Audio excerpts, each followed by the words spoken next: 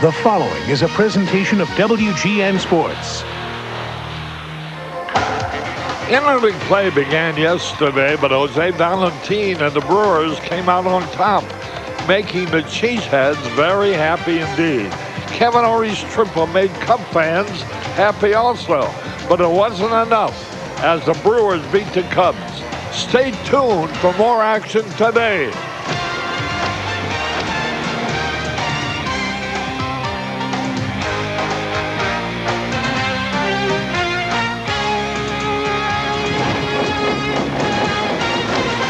Chicago Cubs baseball on WGN.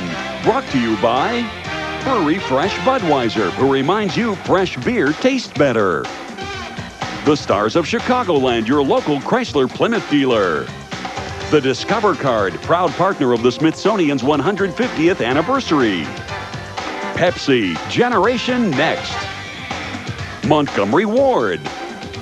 Nissan, your local Nissan store reminds you to enjoy the ride.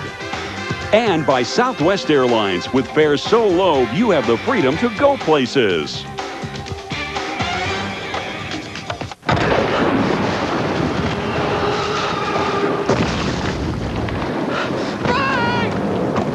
Frank! We gotta get out of here! No, I'm serious! Now! Listen to me! Hey, nice watch.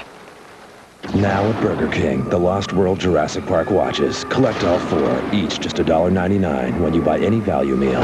Is that a Stegosaurus? I don't think so. You got me rolling on down the line. At Sears, when we say you'll have new tires by 4, we mean 4. I'll take you any place you want me to. You got me rolling. Sears Auto Center, we keep you rolling. Now that you found your one and only. Roll into Sears today, where right now all Bridgestone road handlers are on sale. Rolling down the road. Sears Auto Center, we keep you rolling. There are many types of athlete sport that eat your feet alive. Don't just cure some, kill them all. Lotramin AF. Full prescription strength medicine, the brand doctors recommend most. Lotramin AF, the killer cure. These are the shoes that make athletes out of mere mortals. The shoes that make men fly. And these are the insoles that give them better cushioning and shock absorption. So replace your old insoles with Dr. Scholl's Sport Insoles. Make your shoes feel like new. Hello again, everybody. Harry Carey and Steve Stone. We're at Wrigley Field, where the Cubs are trying to even up the series with the Milwaukee Brewers. And Steve Traxel is going to the mound. And if there's anything you can do for him, I think, Steve, would be to bring him a little good luck, which he deserves. Well, Steve Traxel has actually thrown the ball very well. But when you look at this graphic, you'll see why his record isn't what he wants it to be. First of all, he's starting against some pretty tough pitchers. Second of all, in his wins, he gets a lot of runs. But in his other starts, almost none. And, of course, the bullpen has blown 4 of his potential wins. And, Harry, that's why Steve Traxel is throwing the ball well, but should never know it by looking at his record. And that's why he needs Lady Luck to smile on him today against these Brewers, who have a very good ball club. Stick with us now for the ball game coming up in a moment.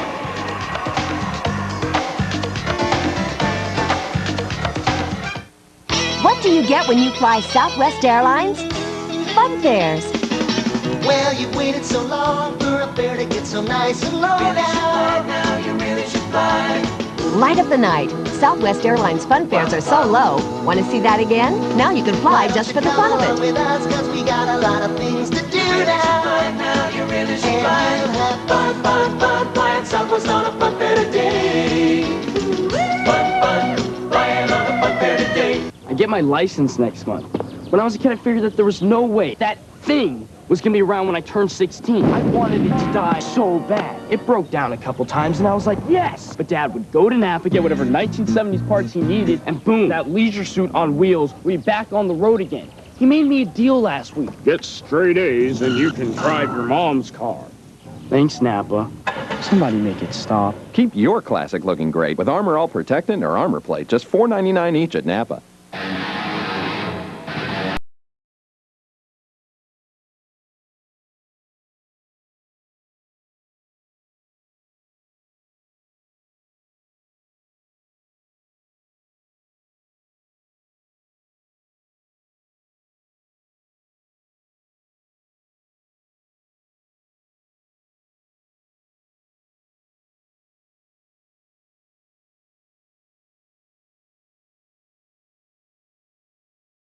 Carey and Steve Stone from Wrigley Field. And here's Phil Garner's Milwaukee Brewers starting lineup of Burnitz. Jeremy Burnitz leading it off. Loretta at second. Cirillo at third. Nilsson at first. Dunn in left. Valentine, the shortstop, yesterday's star of the game. Gerald Williams in center. Levis, the catcher. And Carl is on the mound. Scott Carl. The Cubs' Pepsi defense is Glanville in left, McRae in center, Sosa in right, Ori, Sanchez, Sandberg, and Grace around the infield. Service catching and Steve Traxel pitching, with the umpires being Bruce Fremming behind the plate, Steve Ripley at first, Jerry Meals at second, M-E-A-L-S, and Charlie Williams at third. And Baltimore, which beat Atlanta last night in interleague play, a preview of what many think might be this year's World Series, was trailing 2-0 today. They got 1 in the 6th, they got 2 in the 7th, 1 in the 8th, and have gone ahead of Atlanta now, 4-3. They beat Mannix last night, and they're beating Smoltz today.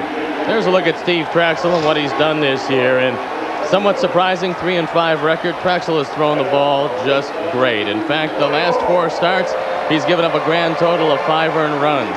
I gotta believe today, with the wind blowing straight in, that Phil Garner is going to turn his running game loose. Yesterday, they only stole 1 base, but today I believe you're going to see guys like Burnitz and Cirillo and perhaps Valentin run if they get on. Jeremy Burnitz, 2 out of 3 yesterday. First pitch. Fouled it off, tried to check his swing. The honorary Montgomery Ward, bat boy and bat girl. Bat boy today, Jacques Camo. When they get these names different from the ones we're given. There you have Michael Maloney and Annie Schmalbach. Here we have Jacques Carmot and Brianna Nicole DeCosier. So pick your own honorary bat boy and bat girl from those 4 names.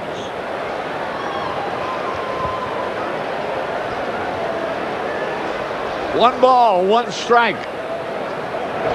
A little bit low and inside. Now, Burnitz is the leading base runner on this team, and Loretta a good hit and run man. So if you want to save yourself some difficulty here in the first, you'll keep Burnitz off base, but he's had quite a year at 287.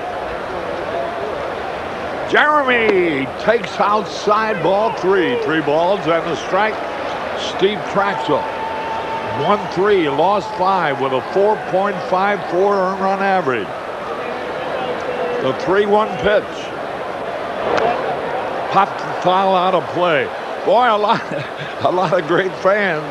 I guess the Cheeseheads, they're all from Wisconsin, from the Middleton Hotel Bar in Middleton, Wisconsin. Traxel has used the 3-2 forkball to good advantage during this run of very solid pitching. Let's see what he goes to here. 3-2 pitch. Fouled it off, and he's still alive up there.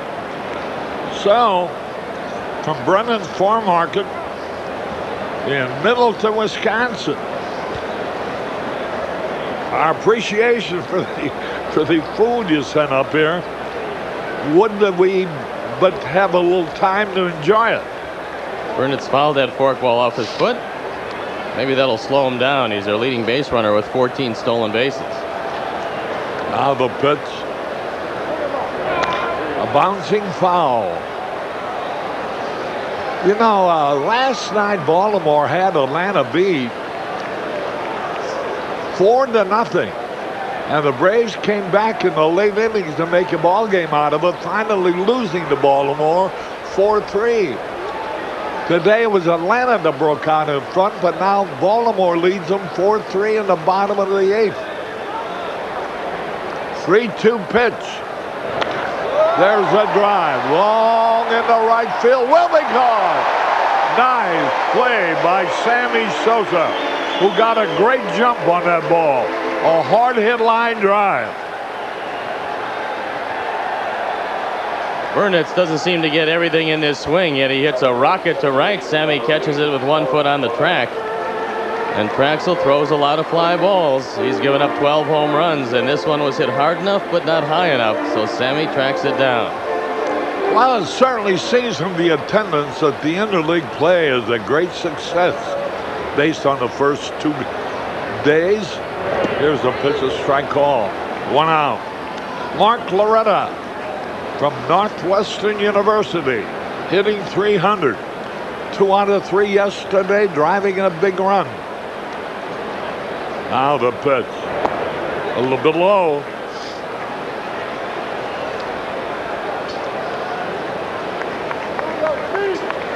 One ball, 1 strike.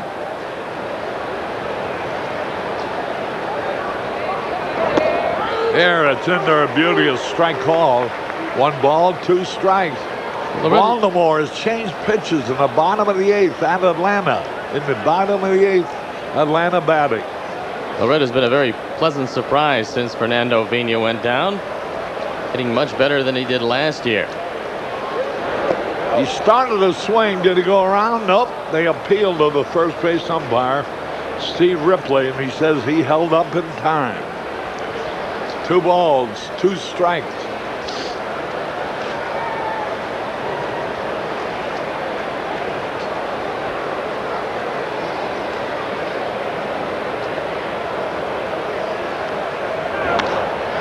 There's a line drive in the right field, a base hit. Loretta lines a single to right, and you can tell from the cheers how many fans there are here from Wisconsin or from Milwaukee.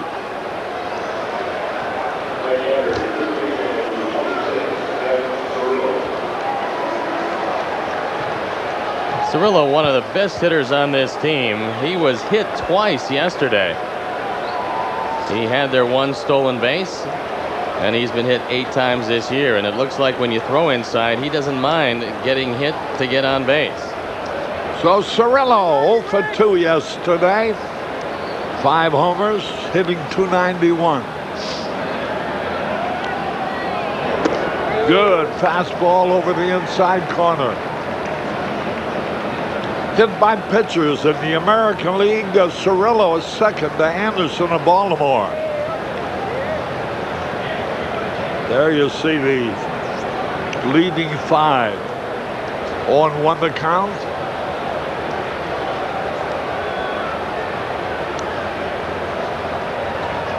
Throw the first runner back. The problem is, if you stand on top of the plate, you're trying to take the outside corner away from the pitcher, but you are going to get hit. That was the philosophy of Frank Robinson, the Hall of Famer, who stood right on top of the plate and said, I know I'm going to get hit, but that outside corner is a lot closer to me than it normally would be to other hitters. Already a lead by Loretta. Throw a runner back. Boy, the Indians were trailing 3-0 in St. Louis going into the 7th. They got 3 in the 7th to tie. They're still batting in the 8th. They've already scored 4 runs and lead St. Louis 7-3.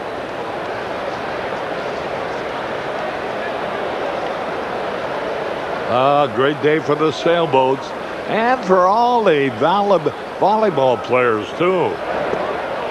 Coming out to the ballpark.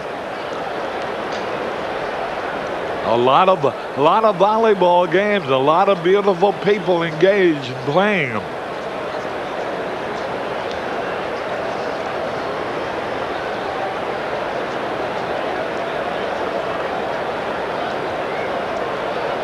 It's Saturday, day off for somebody, but never for the fireman or for the policeman.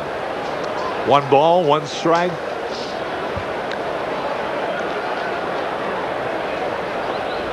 Cirillo. Ooh, he had a good cut. Boy, this is a good-looking ball club up to that plate. Imagine if you had Vina and John Jaha along with Matt Mieske, who hurt himself yesterday. This is the 3rd consecutive team that the Cubs have played that at least 3 and sometimes 4 of the starters have been injured and out of the lineup. To date, the Cubs haven't been able to take advantage of it. And hopefully today things will turn around for them. 1 out, 1 on.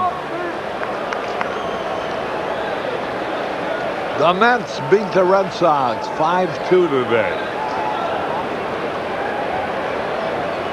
at New York. Struck him out. He tried to check his swing. Cirillo out on strike. From the Southwest Plainview camera, we'll take a look at a dandy of a curveball. This one snapping over the outside corner. It's a swinging strike. Bruce Fleming rings him up. And now they're 2 outs with the dangerous Dave Nielsen up. You know, that's the most arguable thing in baseball. Did he swing or did he not swing? And they're not consistent. And there's no way of being consistent, I guess. 2 men are out.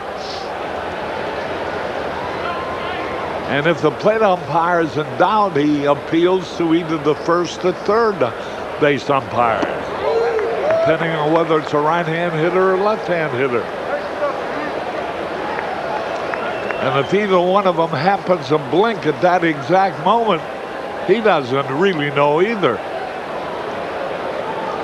0-1 the count. You normally don't have to worry about Loretta stealing. He's 0 for 4 in that department this year, and I don't think they're going to run ahead of Nielsen, who's got a chance to hit it out.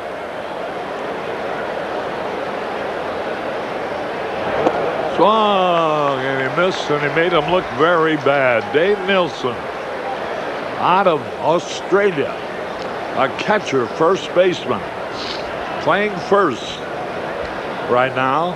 There's Jim Riggleman, the Cub manager. 0-2 the count, 2 out. Traxel getting set.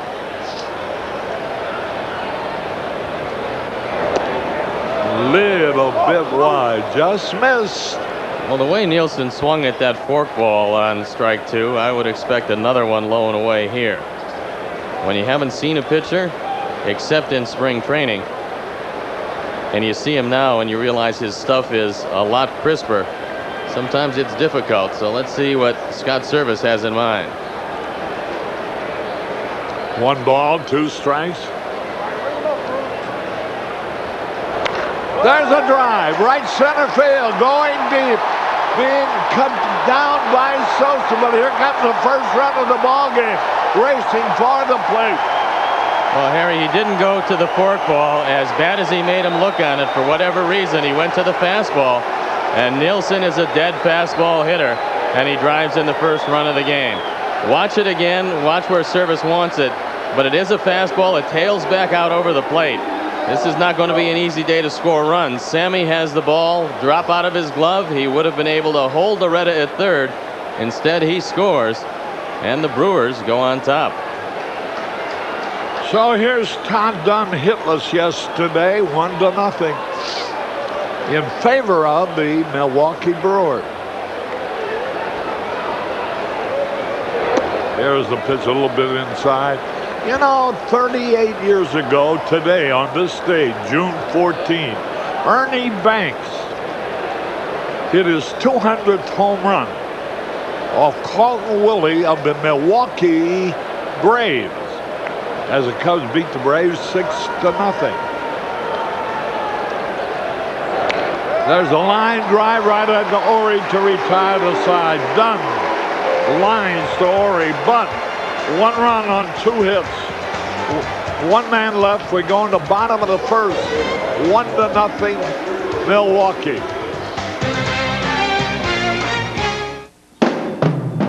If we don't dream of doing more, won't we just end up doing more of the same? The Chrysler Sebring JXI convertible.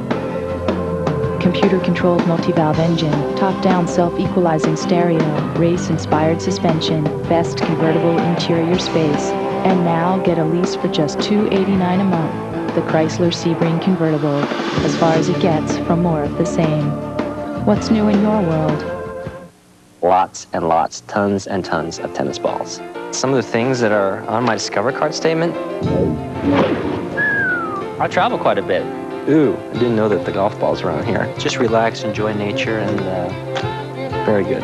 Babidochromis, Caeruleus. They don't want to play with me now because I beat them 90% of the time. I'll take out $100 to buy the bait, gas up the boat. How many credit cards make a statement like that? Let's see, what else do I have on this? It pays to discover. Use it where you see the Novus sign. They said imports taste better. They lied. And how does that make you feel? Used, manipulated, betrayed. And how does that make you feel? Used, manipulated, betrayed. So now what? Only drink fresh beer. Budweiser. You have made a real breakthrough. You did it on your own. Born on Dating from Budweiser. What fresh beer tastes like. You're on the road to freshness. Hold all my calls. Harry Carey back at Wrigley Field. Here is manager Jim Riggleman's Pepsi starting Cubs lineup of McRae in center, Glanville in left, Grace at first, Sosa in right, Sandberg at second, Ori at third. Service behind the plate, Sanchez at short, Trexel pitching. And the defense for the Brewers, Dunn in left, Williams in center, Burnitz in right. Cirillo, Valentine, Loretta, and Nilsson around the infield. Levis behind the plate. And Scott Carl, a big left-hander, is on the mound. Now, despite the fact that he has pretty good size at 6'2", 205, he does not have a big fastball. He's a palm ball pitcher. He does have a slider. He'll cut his fastball in on the hands of the right-handers. Maybe McRae can take it down the line. There's a pitch. Strike call. McRae 0 for 4 yesterday, hitting .248. 4 homers, 15 RBIs. There's a pitch a little bit inside. Cirillo is off the line, and if you cut the fastball inside to McRae, there's a lot of room between Cirillo and the bag. 1 ball, 1 strike. There's a ground ball up the middle. Loretta has it over to first in time, and Nilsson was almost pulled off the bag. Nice play by Loretta. This one going right through Carl, and Loretta makes a nice play, the high throw, but Nilsson's a big man, and he's able to make the play. He's 6'3", and he needed all of it. Carl spells his name K-A-R-L. 1 out, nobody on. And here's Doug Glanville. Takes a good strike over the outside corner. Cleveland, after being shut out for the first 6 innings, has scored 3 in the 7th and 5 in the 8th at St. Louis, and leads the Cardinals 8-3 in the bottom of the 8th. A lot of action on the rooftops. Beautiful in the sunshine. Still a little chilly in the shade. 1 ball, 1 strike. High pop fly. Loretta backing up. Makes the catch.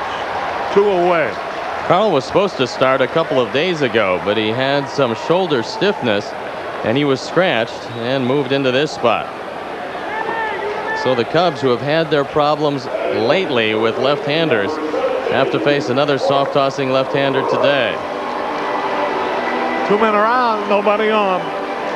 You know, I think the American League has held an edge in interleague play the last couple of days of 10-7. Meaning the American League's teams have won 10 and the National League 7.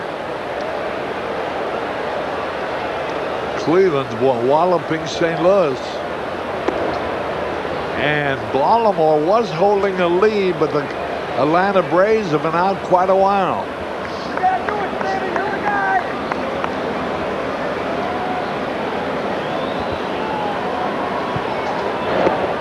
In there, a strike call. Mark Grace 0 for 3 yesterday, batting .307, 5 homers, 25 RBI.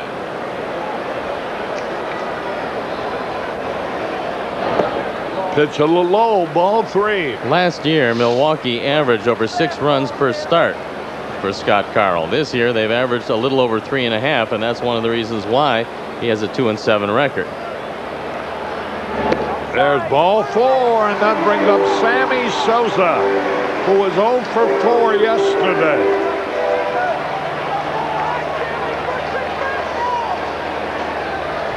Watch.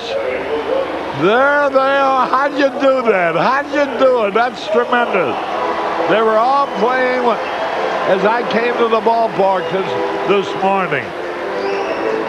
How'd you do that, Arnie? Could you get a shot from your center field stands? No, yeah, of the beach. From the scoreboard scoreboard camera. That had to be the only way you could do it. But that's what I was talking about, all the volleyball players. It makes Oak Street Beach such a beautiful place to drive by. Sosa. Swung and he fouled it back. Sammy struck out 3 times last night. Fouled out the other time. Against left-handed pitchers in the National League, Sammy's hit 4 homers.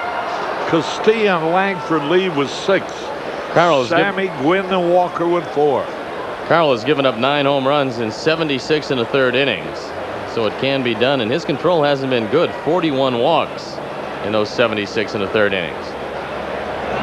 There's the pitch, a little bit inside. Ball 2. 2 balls and a strike.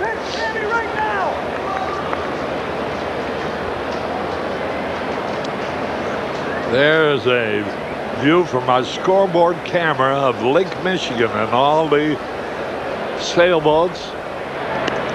Great place to be, just as is Wrigley Field, where a capacity crowd is on hand. Kind of an And the dean of Chicago sports writers, Jerry Holtzman, comes into the booth. Steve. 2 balls and a strike. Swung and a miss, and the count is even up. Were you celebrating after the Bulls' victory last night?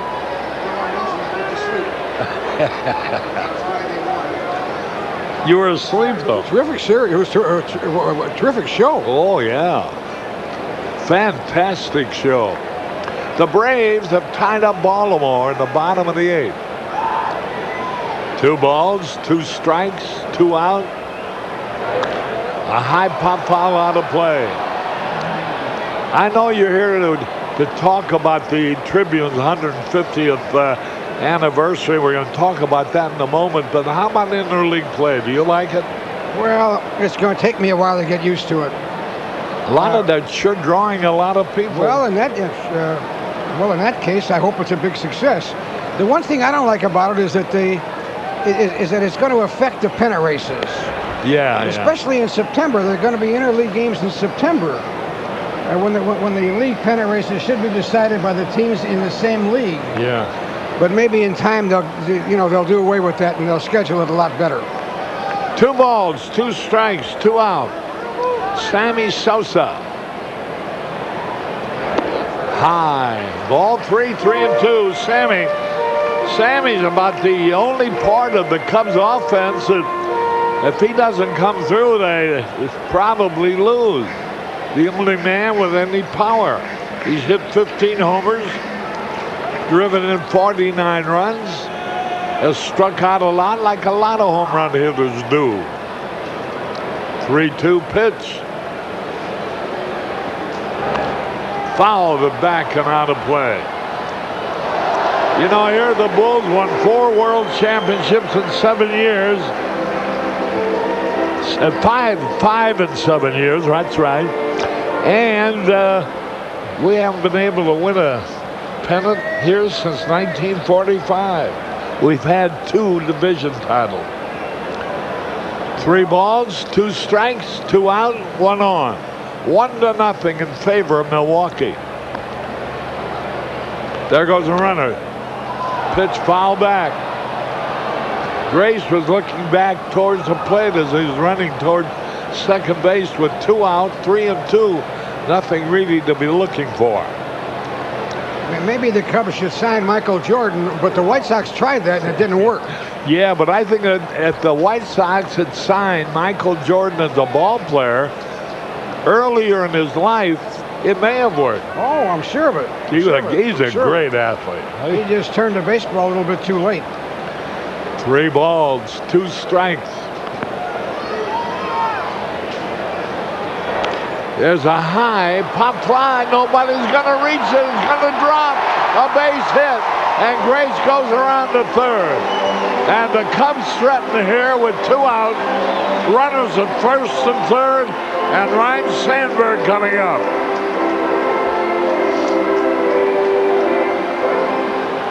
Pretty good at bat for Sammy. He gets the pitch he wants. The low fastball. With the wind blowing in, there's no chance for Burnitz, who does have good speed. And now Rhino, who kills left-handed pitching, has a chance to tie up the ball game. You know, Jerry Holtzman, the dean of Chicago sports writers, is with us. You know, Jerry, when they told me you were going to talk about the 150th year of the tribute, I said, come on. I know Jerry hasn't been there that long. No, I've been there about 149 years. I guess you have been there a long time. All right, runners at first and third. 2 out. Sandberg takes the pitch over the outside corner. 1 strike and nothing. Chicago's front page, 150 years of the Chicago Tribune, and we'll talk to Jerry about that in just a moment. It's on WGN tonight at 7 o'clock. There's a pitch fouled, out of play, had a good cut. Had it timed, he just didn't hit it.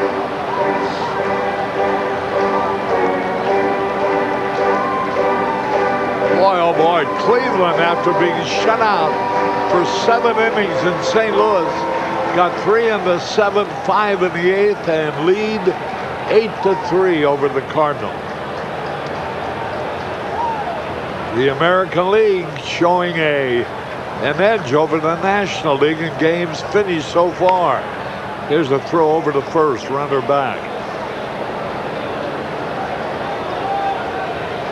Levis doesn't throw quite as well as Matheny, and so Carl thinking maybe Sosa will be going. The 0-2 pitch, a good pitch to run. 2 men are out, 2 men are on. Throw to first, runner back. Capacity crowd, even the rooftops are packed. Look at that. Standing room only. 0-2 the count.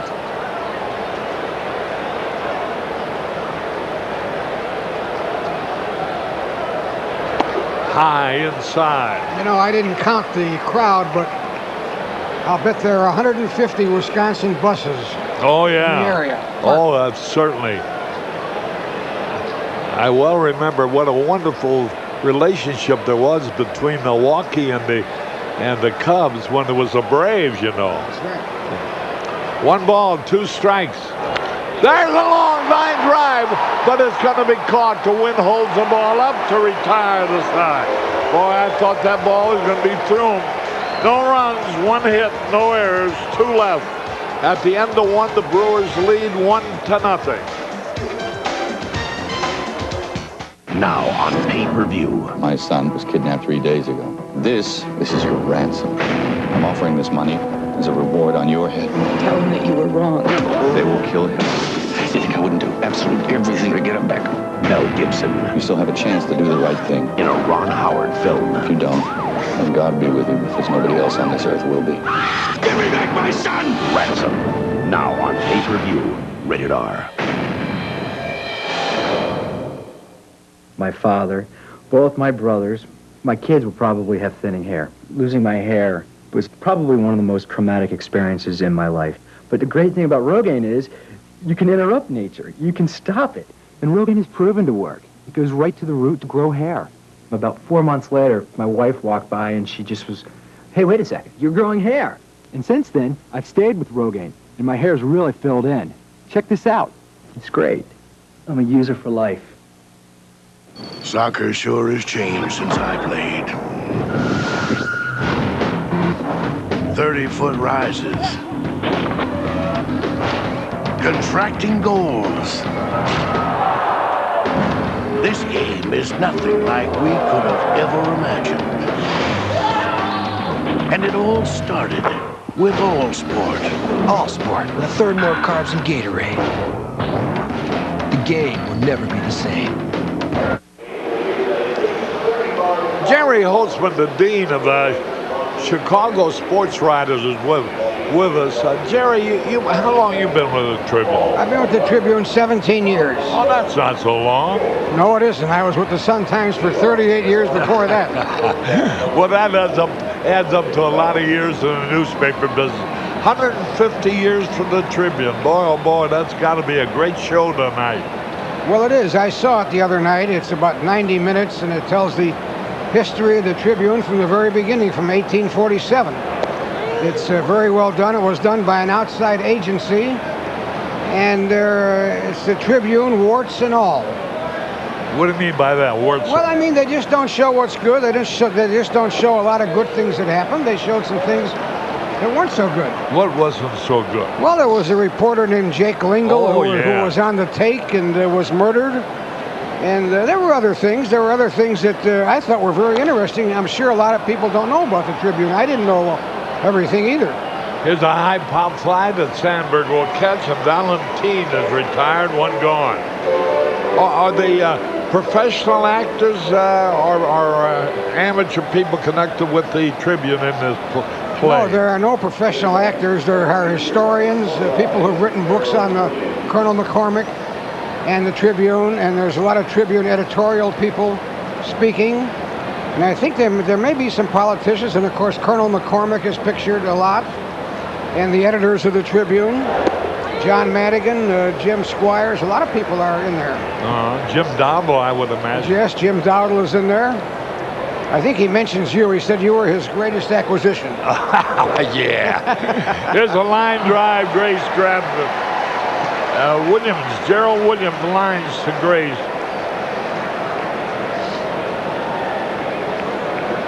It's good curveball hit off the end of the bat, and Mark Grace right there. 2 men around, nobody on.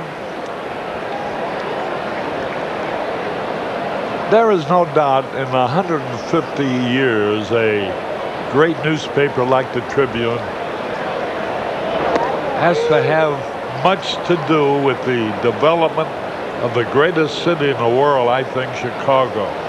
Well, there's no question about it. The Tribune, from its beginning, has been a big Chicago booster. Helped rebuild the city after the Chicago fire. Here's the ground ball that Grace fumbled for an error. Throws the tracks a little bit too late. And I think there'll be an error charged to him. I didn't see if the ball bounced badly or not. Well, Harry, there's no doubt that it's an error. And it's one of the few times you'll see Mark Grace go down and just have the ball eat him up. He started to come up with the hop, and the hop flattened out. And there's Mark Grace that made just one error at first base all year. That's his second. Jerry, I got to ask you this. Now, we're talking about a wonderful, successful newspaper in the help make this one the greatest city in the world, in my opinion. If they can do all these things, why can't they have a winning ball club? Well, that's a good question. I don't know the answer. I do know that if the Cubs had won the pennant in 1969, which is what should have happened, that they would have won 2 or 3 more after that. That one pennant begets another.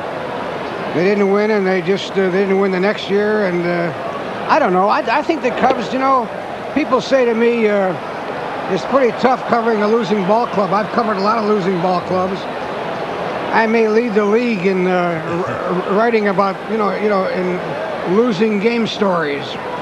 But that's never really bothered me as a baseball writer because I've had just as much fun covering a losing team as a winning team. Don't you feel the same way? Well, I love the game. I don't care who's playing. I love to be there and see what happens. But you would think that I also think of Dallas Green. I don't know why he left. I don't know what I can understand with Dallas's a particular kind of ego, and that's what makes him a great baseball man. Maybe even like the way some things were run. But they were just getting to the point with Dallas Green making the deal, winning the games on the field, and the farm direction going perfectly, producing minor league ball players at the major league level. It seemed like they're on their way, winning 2 division titles. But since then, we haven't had much success at all. Here's a high fly ball, well hit. But Doug Glanville is back, and he makes a play. No runs, no hits. 1 error, 1 left. We go into the bottom of the second, 1-0 in favor of Milwaukee.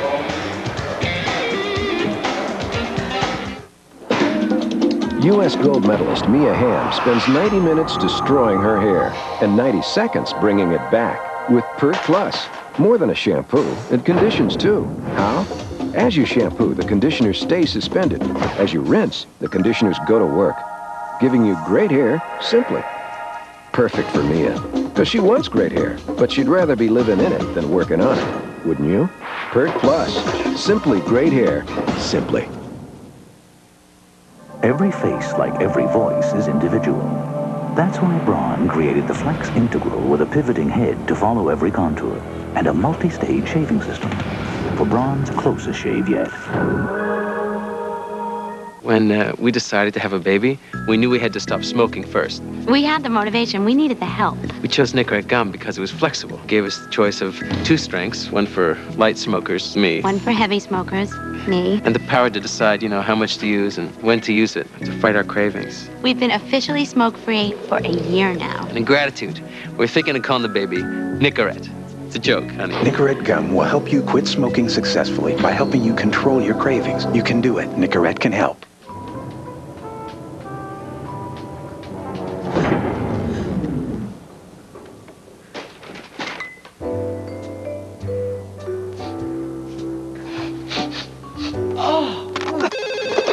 Precious Hotline, what's your problem? We're stuck with skunky beer. So it's not Budweiser? No. Remain calm, sir. We're on our way. Next time, look for this. Born on dating from Budweiser. What fresh beer tastes like. Precious Hotline. Could we order some Chinese? With Steve Stone and Harry Carey back at Wrigley Field, Jerry Holtzman of the Tribune's been our guest up here. Remember that show tonight, 150 years of the Tribune? It's at 7 o'clock on WGN. Chicago's Front Page is the title of the story of 150 years of the Chicago Tribune. Jerry, thanks very much for coming over. Well, thank you, Harry, and I hope you last another 15 years. And you and me both. Okay. Thank you very much. All right, here we go into the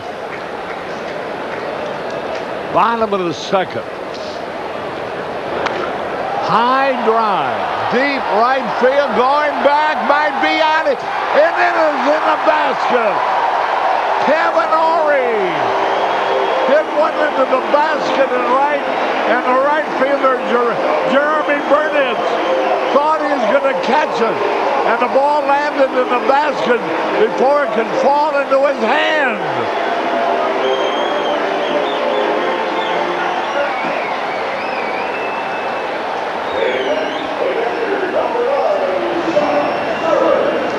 Tenth home run given up by Carl, and just a couple days after his first Major League home run, here's Major League home run number 2. It ties up the ball game. Burnitz goes back to the ivy, and he just runs out of room, and he's finding out what he knew when he played with the Mets, that basket overhangs the field, and it catches a lot of home runs. That was really funny to see him. He thought sure that ball was going to come down right in his glove. But it landed in the basket just above his glove for the second home run hit by Kevin Ory in his Major League career, the second in a couple of days. And that tied up the ball game, 1-1.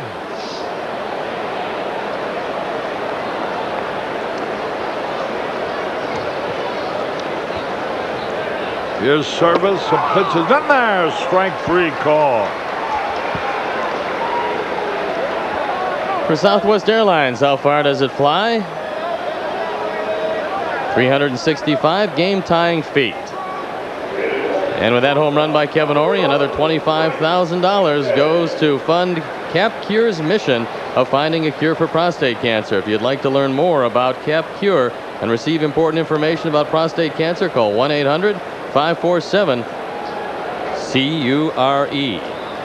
How come, Arnie, it's 368 feet to the wall where that home run went, and you say it's only 365 feet?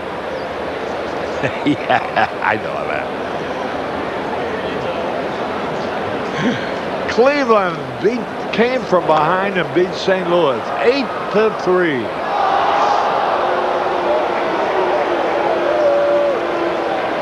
Now watch it.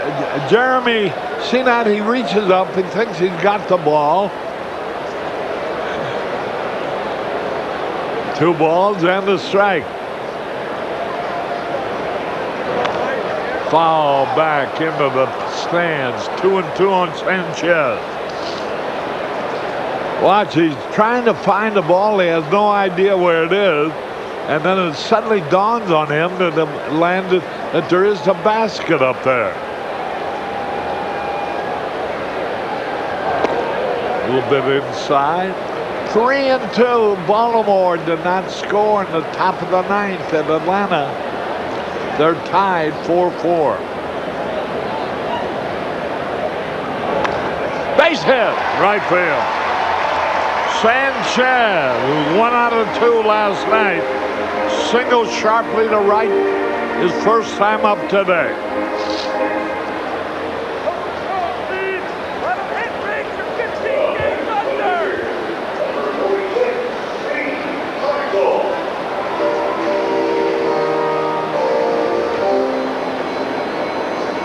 Jim Riggleman might think about using the hit and run here, but obviously the bunt a distinct possibility. Cirillo is very close at third base. There's a pitch bunted nicely. Good sacrifice by Traxel. And so Sanchez in scoring position. And Brian McRae, hitless over the last 2 games, will be the hitter.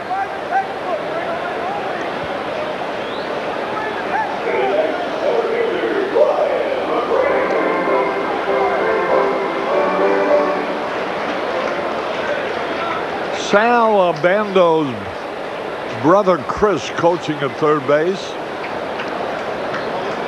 for the Brewers. Slump. Sal, you know, the former star third baseman for the Oakland A's and is now the general manager of the Milwaukee Brewers. With men in scoring position, McRae has hit only .222. Strike 2 call.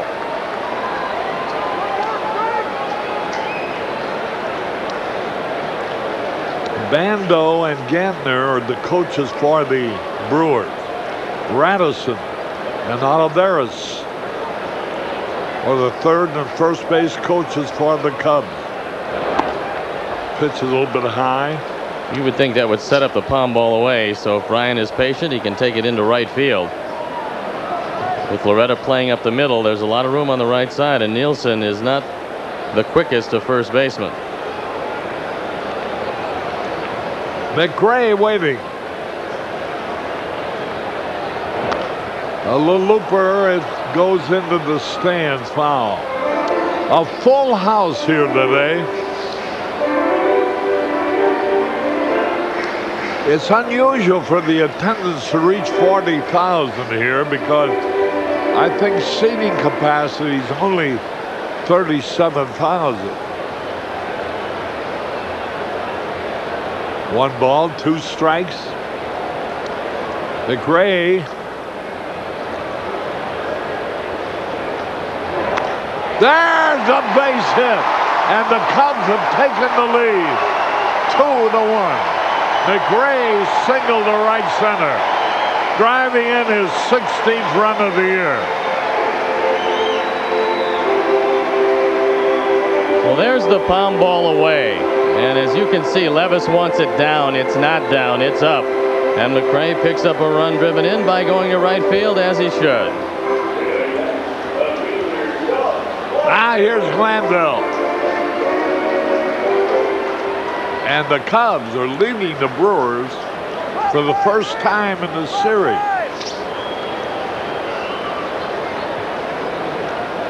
Here's the pitch out. Get him going, Rick. They thought you were running things. We know you're not that creative.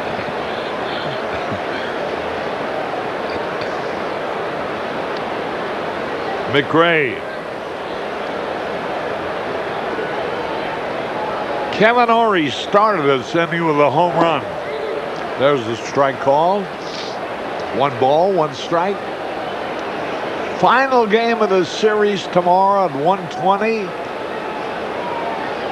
Leadoff man at 1 o'clock. And Cal Eldred for the Brewers. Castillo for the Cubs. I thought those in the papers it sounded like there was a little uncertainty whether Frank Castillo would start for the Cubs or not. 1 ball, 1 strike. Here's a slow roller foul down the third baseline. And Glanville will return. It has been officially announced that Frank Castillo will pitch for the Cubs tomorrow.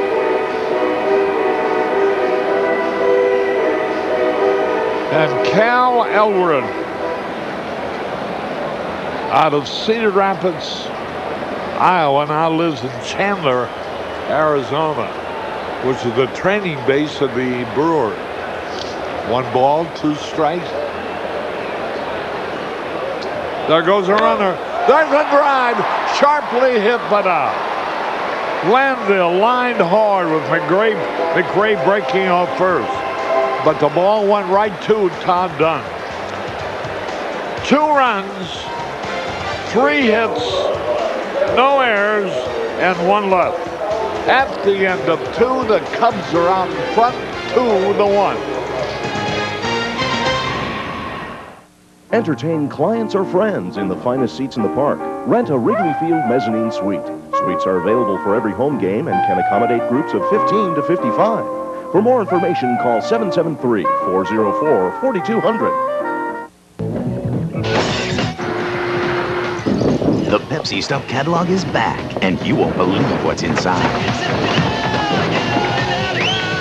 I've told you 1,000 times, no playing with professional athletes in the house. Mom, this year's Pepsi Stuff is the coolest collection ever. You can even win a chance to hang with your favorite sports star. You role models should really know better. Drink a lot of Pepsi, get a lot of stuff. Hey, let's go to my house. I'll drive.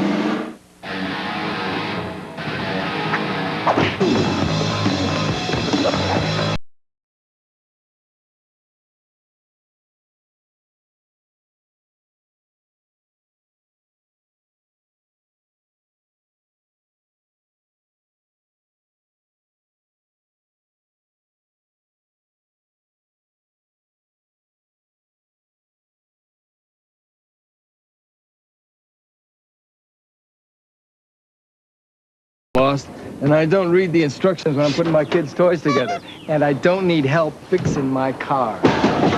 My friends, they go to Napa, where they get this expert advice from ASE certified professionals, which is great for them. They weren't born with the mechanical ability I was. If I can install a satellite dish, I can fix my own car. Honey, where's the duct tape? Evercraft 25-piece soft-sided toolkits are only $14.99 at Napa, just in case. With Steve Stone, Harry Carey back at Wrigley Field where the Cubs are leading the Brewers 2-1 at the top of the third. And here's Jeremy Burnitz to lead off. Swung and he foul tipped back. 1 ball, 1 strike.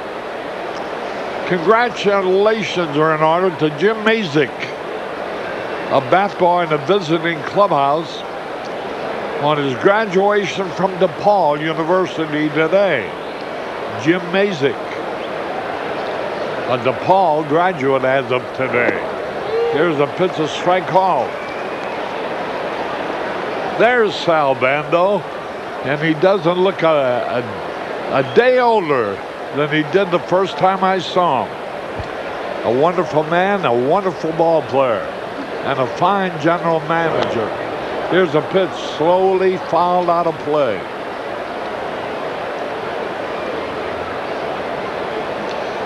Jeremy Burnitz hitting .287. Drew Olson, phone call. Drew Olson.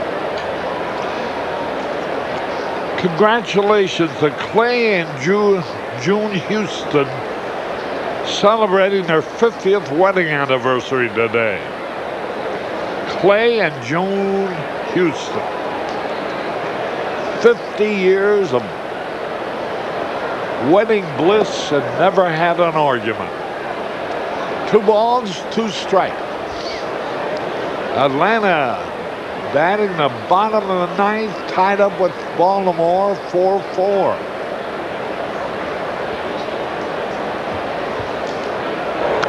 There's a high pop fly. Will be caught. Ori is there. 1 away. The Stars of Chicagoland, your Chrysler Plymouth dealers, present Drive One Deep and Drive One Home. Stop by your local Chrysler Plymouth dealer and register for the chance to hit a ball fungo style into the stands at Wrigley Field and win a '97 Plymouth Voyager. To qualify, just visit your local Chrysler Plymouth dealer and register to Drive One Deep and Drive One Home. So 1 away. Here's Mark Loretta, who singled and scored in the first. Takes the strike call. You know, Harry, last year I was at the championship clinching game, and I went out, got a cab driver home who said you're his favorite broadcaster. He wanted me to say hello to you. And we talked about Cubs baseball and dropped me off. Everything was fine. This year I go out, and out of the thousands and thousands of cabs in this city, I get the same exact cab driver as I got last year. And he wants to say hello to you again. Well, fine. What's his name? I'm not sure, but what a coincidence. Yes, it is. I've been in so many cabs that I must have met every cab driver in Chicago at one time or another.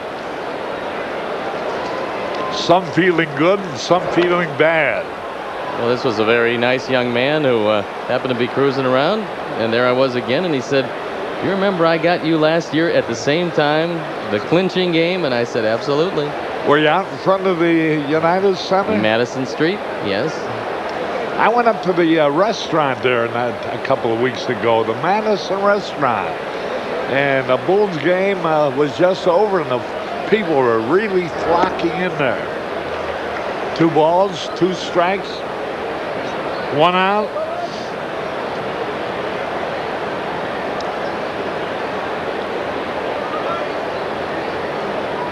Two to 1 Cubs. Loretta, oh man. Hey, do they have a course in hitting in Northwestern? What's going on? Mark Loretta gets his 4th hit in this series. Here's a trivia question. Robin Yount had his 1,000, 2,000, and 3,000 career hits off the same team. Can you name the team? I'm going to guess Cleveland. Oh, and I'll take the Tigers. 1 out, 1 on. With Loretta at first, Jeff Cirillo swung and he missed. Cirillo's a pretty good hitter, but he's really been held in check for 2 days. And the Cubs are hoping he doesn't break out of it against them. We're going to be reading a lot of stories after these interleague games are played. You're reading them all already. Here's the pitch on the way.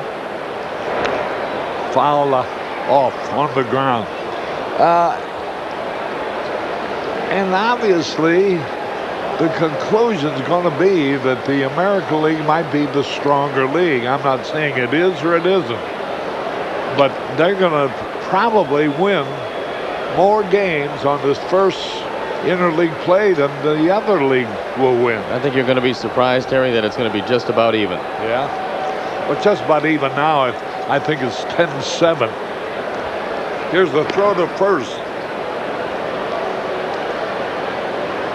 They do seem to have the big whoppers in the other league, though. They've got some bangers, there's no doubt. When you can build a lineup around a designated hitter, it becomes an offensive league. They also have smaller ballparks. One out, one on. Here's a pitch, foul on the play. And factor in, Harry, you never get down to the pitcher's spot, which is normally a pretty soft spot. And sometimes you can get out of a tough inning by getting out with the pitcher. The American League, I remember when the Boston Red Sox had their real good teams, they had Butch Hobson, who hit 30 home runs as a number 9 hitter. So you didn't get any break down there. 0-2 the count. Atlanta did not score in the bottom of the ninth. Here's a pitch a little bit low and outside.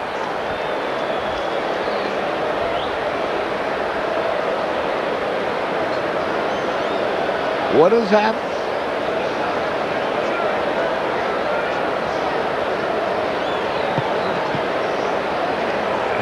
Oh, those are the American League bats, right? 1 ball, 2 strikes. Here's the pitch high and inside. The White Sox beat Cincinnati 3-1 last night. Monday, the Cubs go to White Sox Park to open their 3-game series there. 2 balls, 2 strikes. Hot shot on the ground, up with it, Ori over to second for 1. Double play, 5-4-3. Beautifully done. We're going to the bottom of the third. 2-1 in favor of the Cubs.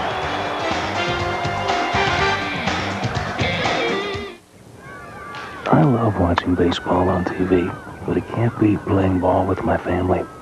Family is what it's all about. And Aflac was made for families. See, if you got sick or injured and couldn't work, Aflac Supplemental Insurance is there to help fill the gaps left by your regular insurance. Over 40 million people worldwide protect the ones they love with Aflac. Remember, if I get on, you bunt. Want a bud? Sure.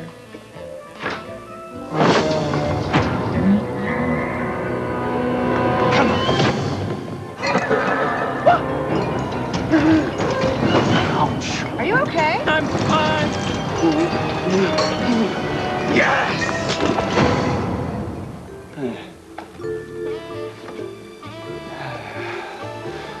Where were we?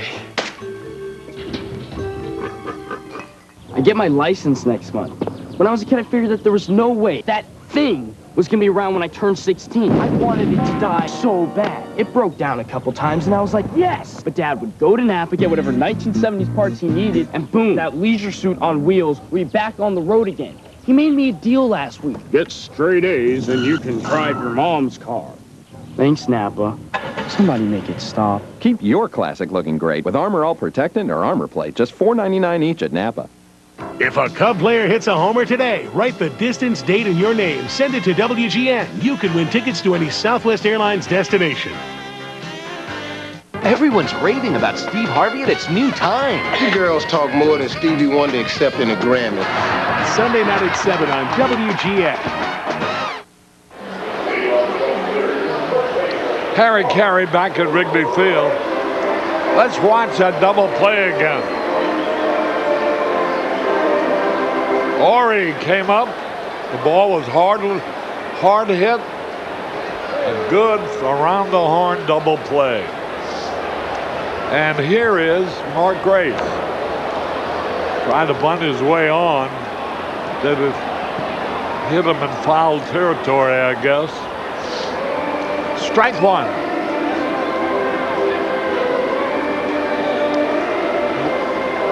Let's pause for identification.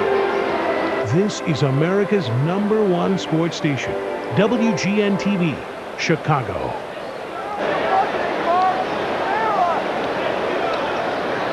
Grace leading it off.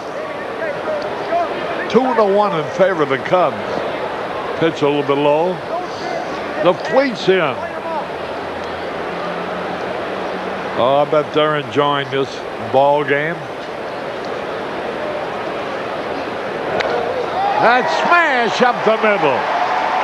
Right through Carl's leg. Right through the wicket, as it were. And that puts Mark on with nobody out. And here's Sosa, who singled to right his first time up.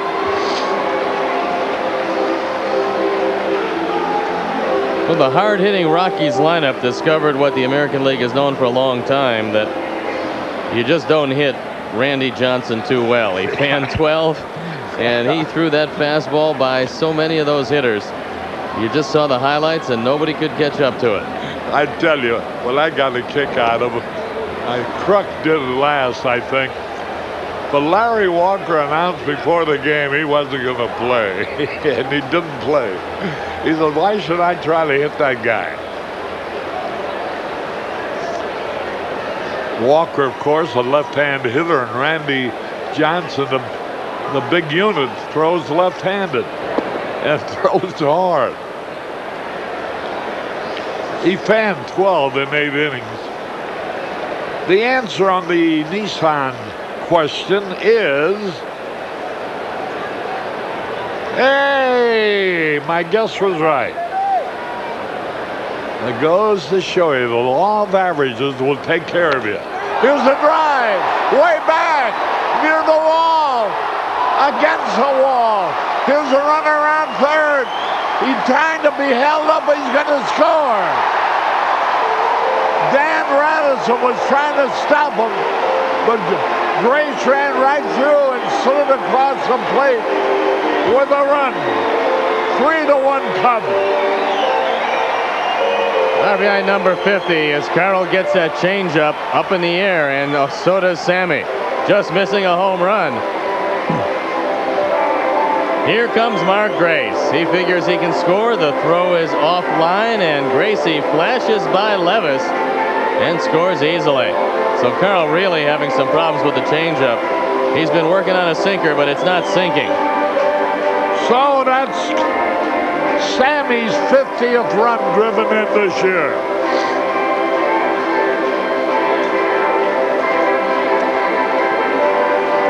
Nobody out. The Cubs are leading.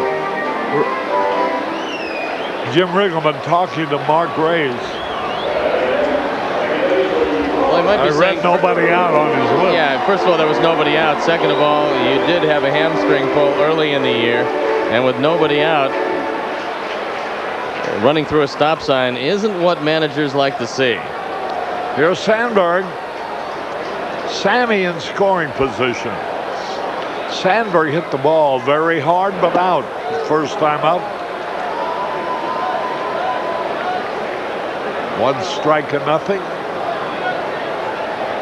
Rhino should be trying to guide this ball into right field. At least advance the man. There's nobody out. And you want to at least get Sammy to third. The White Sox ahead 3-1. Trying to even up this series. Milwaukee won yesterday.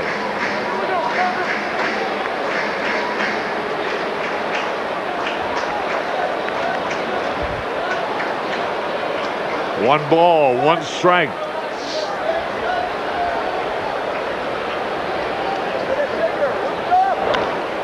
Trying to hit the right, as you mentioned it, he fouls it off. Ernie Banks, 38 years ago on this day, June 14th, hit his 200th home run off Carlton Willie, who was then pitching for the Milwaukee, not Brewers, but Braves. Cubs beat them 6-0. 1 ball, 2 strikes.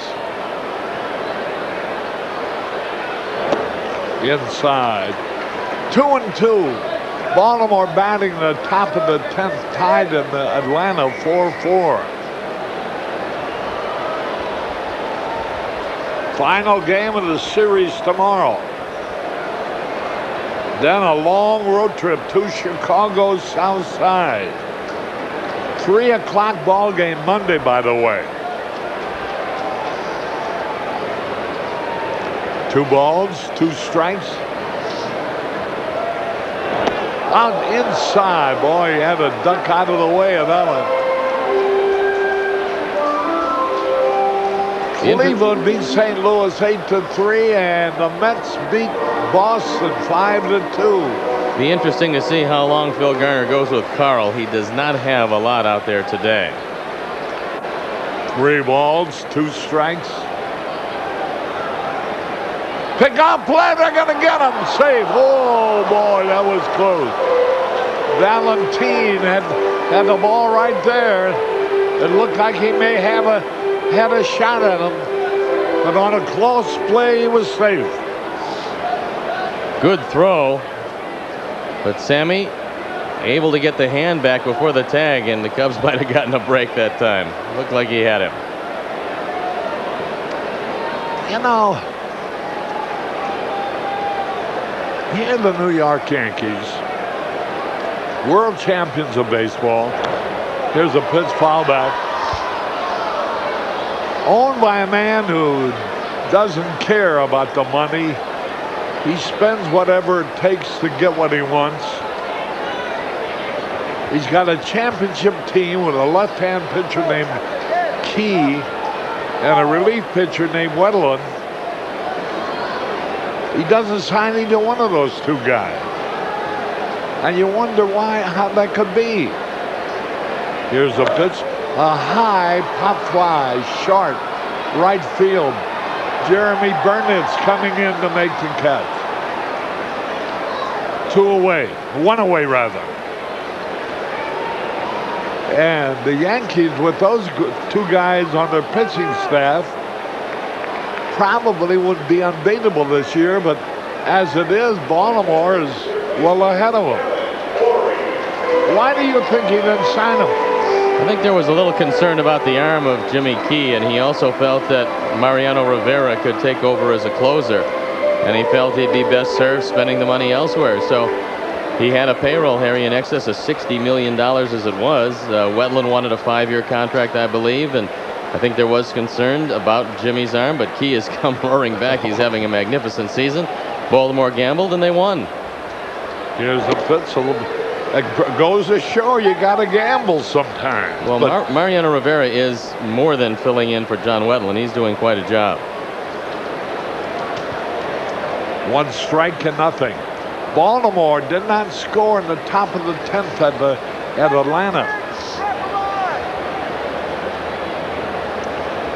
Carl, World, no pitch. That's probably one of the reasons, Harry, why he had the $13.8 million to give to Hideki Irabu. And after throwing 99 in his first minor league outing, he may feel pretty good about his chances in the major leagues. Yeah, but that's if and coming. He's already had 2 guys that helped him win the world championship. All he had to do is give him a few $1 million. Well, a few is relative, Harry. Combined about $35 million. So it's easy to spend George's money, but when you're about $62 million already, sometimes you got to draw the line somewhere. It's not in character for George, though, not to sign a ball player because of money. He doesn't mind spending all kinds of money. Here's a pitch inside. Well, he obviously minded spending that money because he let him go. Yep.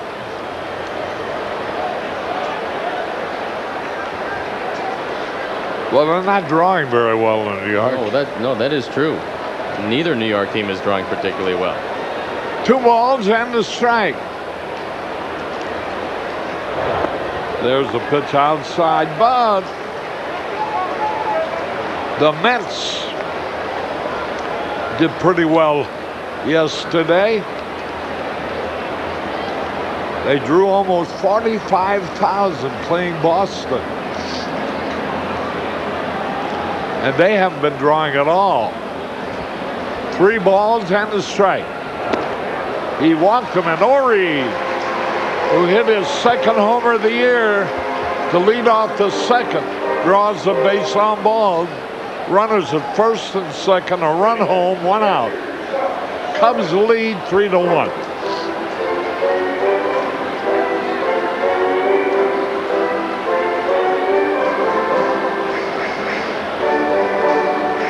And here's Service struck out his first time. 0 for 3 in yesterday's game. Carl has walked a lot of men this year. Slow curve outside, or I don't know what that is, a pound ball or a curve.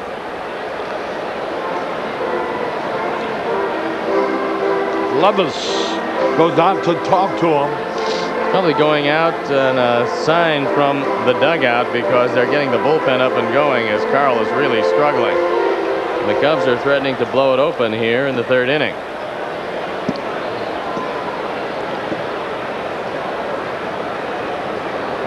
Runners at first and second. Bryce Flory loosening up. You might remember him from San Diego. There's a line drive to right field. Burnitz makes the catch. He started in, then had to run out, and he grabbed it. 2 away. And here's Sanchez, who singled and scored in the second. Burnitz is finding out what a lot of guys have found out before him, that this is a pretty tough place to play in right field this time of day. He didn't have the glasses down. Unfortunately, he couldn't see Kevin Ory about 2/3 of the way to second base, so that throw would have been to first, not second.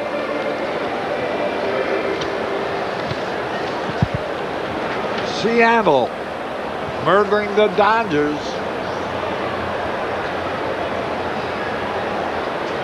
Now the pitch.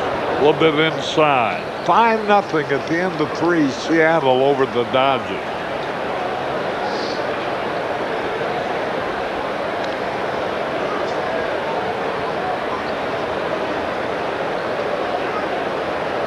One ball, no strikes. There's a smash right to the first baseman, Nilsson, who fields it on one half, steps on the bag to retire the side. 1 run, 2 hits, no errors, 2 left. At the end of 3, the Cubs are out in front, 3-1.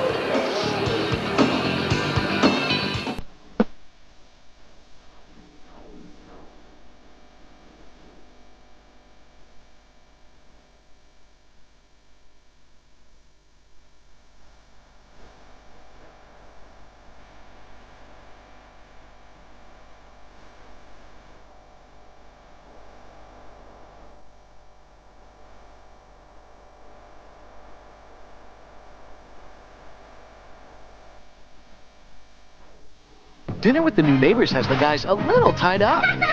Would you mind turning on the TV? Mike with Roger. Sunday night at 8:30 on WGN. She's the queen of the pirates, but to Sinbad, she's a royal pain. On the next, Adventures of Sinbad. Sunday at 5 on WGN. Presenting the most refreshing idea to hit tea since the Ice Cube. Crystal Light Fruit Teas. New tempting peach and sun-ripened raspberry or crisp lemon tea. Each only 5 teeny calories. Now that's refreshing. Crystal Light Teas. My father, both my brothers, my kids will probably have thinning hair. Losing my hair was probably one of the most traumatic experiences in my life. But the great thing about Rogaine is you can interrupt nature. You can stop it. And Rogaine is proven to work. It goes right to the root to grow hair. About 4 months later, my wife walked by and she just was, hey, wait a second, you're growing hair. And since then, I've stayed with Rogaine, and my hair's really filled in. Check this out. It's great. I'm a user for life. Every face, like every voice, is individual. That's why Braun created the Flex Integral with a pivoting head to follow every contour, and a multi-stage shaving system for Braun's closest shave yet. Well, Steve Snow and Harry Carey back at Wrigley Field. Here's Dave Nilsson, who drove in a run in the first, leading it off. Seattle, shooting for its 4th in a row, leads the Dodgers 5-0 at the end of 3.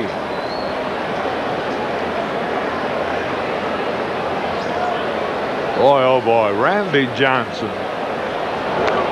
There's a bunt. He's going to walk to first base. There won't even be a play. Boy, oh boy, a beautifully placed bunt by the big first baseman, Dave Nilsson, who doesn't seem very fast, but when you lay him down like that, you don't have to run too hard. Well, he caught Ori back, and it was a terrific butt. He hangs around long enough to make sure he gets it in play. And after that, it's easy. And he will occasionally try to steal a base. He's 2 out of 4 in that department. So he's on with his second hit, and here's Todd Dunn, who lined hard to Corey to end the first. They've been going inside on Dunn and tying him up in there, but you have to go in off the plate.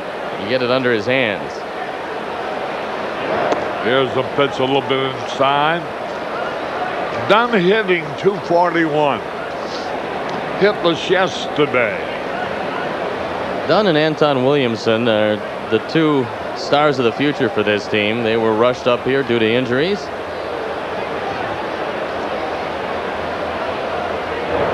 Swung and he missed. Atlanta batting in the bottom of the 10th.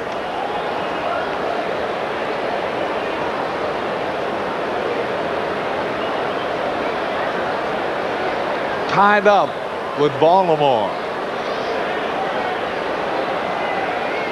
And now they go into the 11th. Still 4-4. Runner at first, nobody out. Good curveball. Strike call. 1 ball, 2 strikes. Well, if that truly is a preview of the World Series this year, Baltimore and Atlanta, it's going to be a dandy World Series.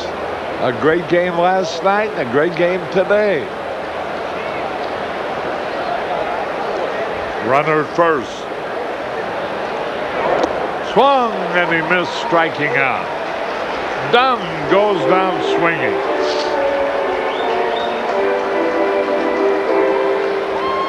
The Southwest Airlines Plainview camera will take a look at strike 3.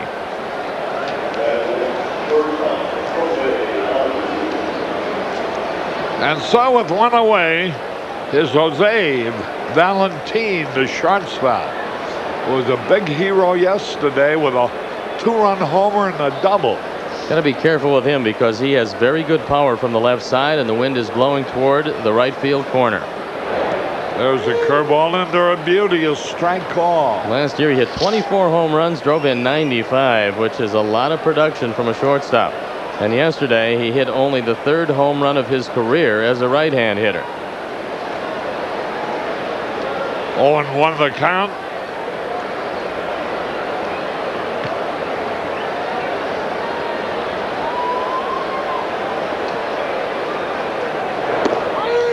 Boy, oh boy, there's a strike called.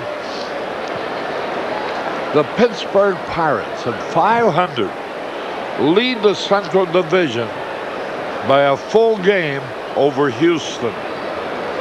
You can see as a left-hand hitter, he's trying to pull everything, and that creates the power. 0-2 the count. Outside. Now's a good time for a forkball away. He'll try to pull it, and he'll either miss it or you get that ground ball to the right side. You want to make sure you keep it down, and that way you'll keep him in the park. 1 out, 1 on. Milwaukee trailing the Cubs 3-1. Valentin hit the home run right-handed yesterday. Low and outside. 2 balls, 2 strikes.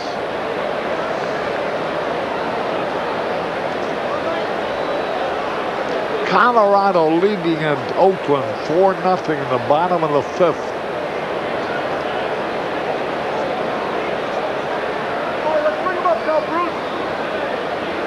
Seattle leading the Dodgers 5-0 at the end of 3.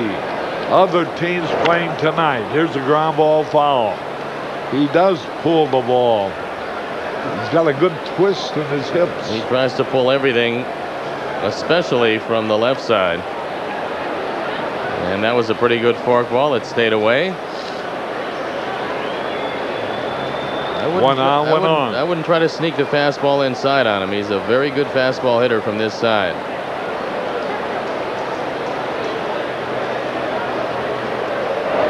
Outside, ball 3. Well, now we'll see if Nielsen will be running. Valentin can run, so I wouldn't think he'd hit into too many double plays. In fact, he's hit into a grand total of none this year. Nielsen, a big guy, 230 pounds, leading off first base. 1 out, 3-2 the count. He doesn't break, and the pitch is fouled off.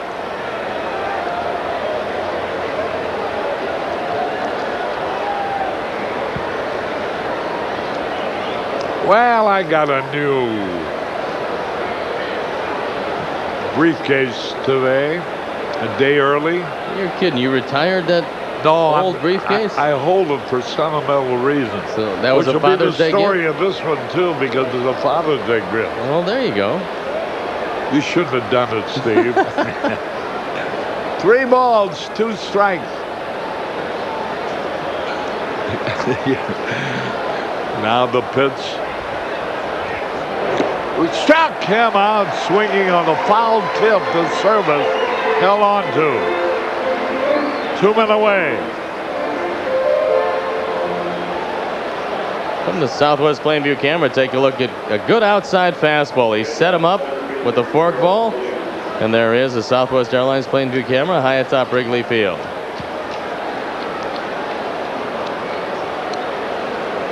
Isn't there a similarity between a hitter and a golfer? Some hear a high pop fly, short right field, coming fast. Nobody can get it. A pop fly hit. They throw behind the runner, but he gets back in safely. Runners are at first and third. And if the throw had been better, Williams would have been caught at first base. Well, it was Williams yesterday who slipped around the bag, and Sammy didn't know quite what to do, and he wound up at second. Sandberg can't get to it. This one drops in, putting runners at the corners. Now, Williams straight off the bag again, and Gracie back there, but he gets in under the tag. So now you have to watch the possibility of the wild pitch. Traxel throws a lot of those split fingers in the dirt, and he's made 3 of them this year. Williams can also run. 2 out, 2 on, and the Cubs lead by 2. Jesse Levis, the catcher. The Mets beat the Red Sox at New York. Franco, number 15, saved. They're in the 11th. Orioles at Atlanta. A little huddle going on around the mound. The Indians wallop the Cardinals coming from behind. 8-3. The Rockies ahead of the Oakland. 4-0 in the 6th. Burks had a homer. And the Mariners are leading the Dodgers 5-1. Martinez a homer.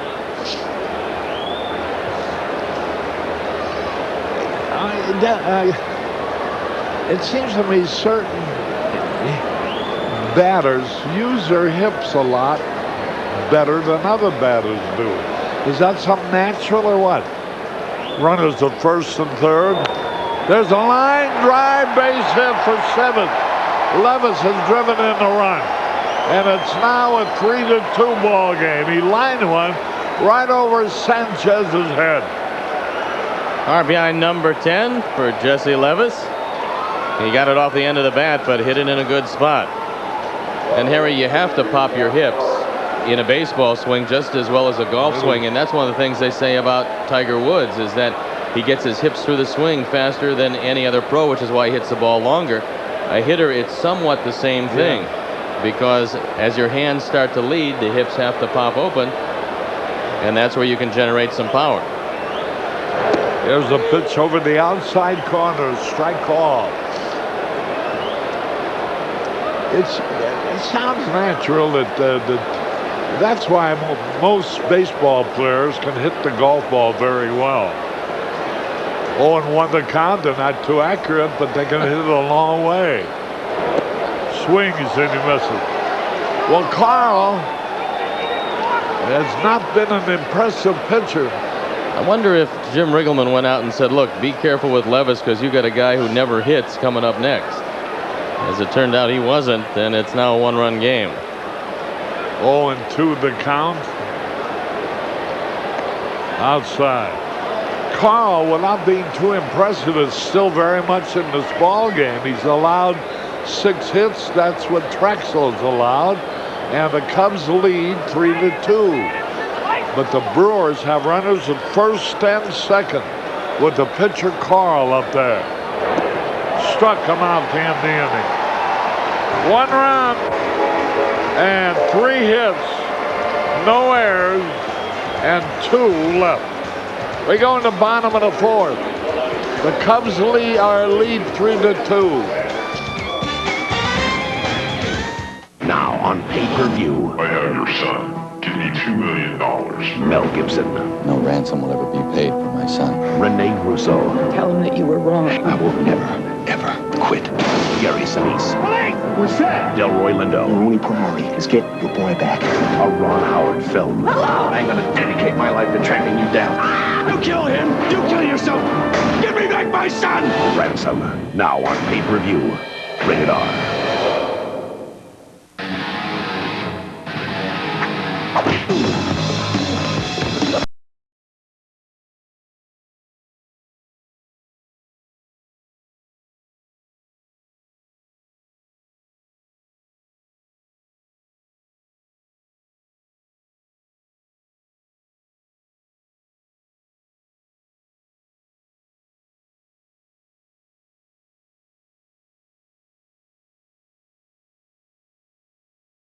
Words taste better. They lied. And how does that make you feel? Used, manipulated, betrayed. And how does that make you feel? Used, manipulated, betrayed. So now what? Only drink fresh beer. Budweiser. You have made a real breakthrough. You did it on your own. Born on Dating from Budweiser. What fresh beer tastes like. You're on the road to freshness. Hold all my calls.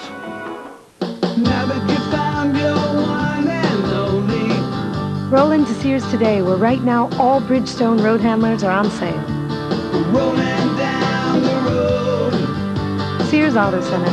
We keep you rolling. This is WGN-TV Chicago. Entertaining America. Back, Arnie.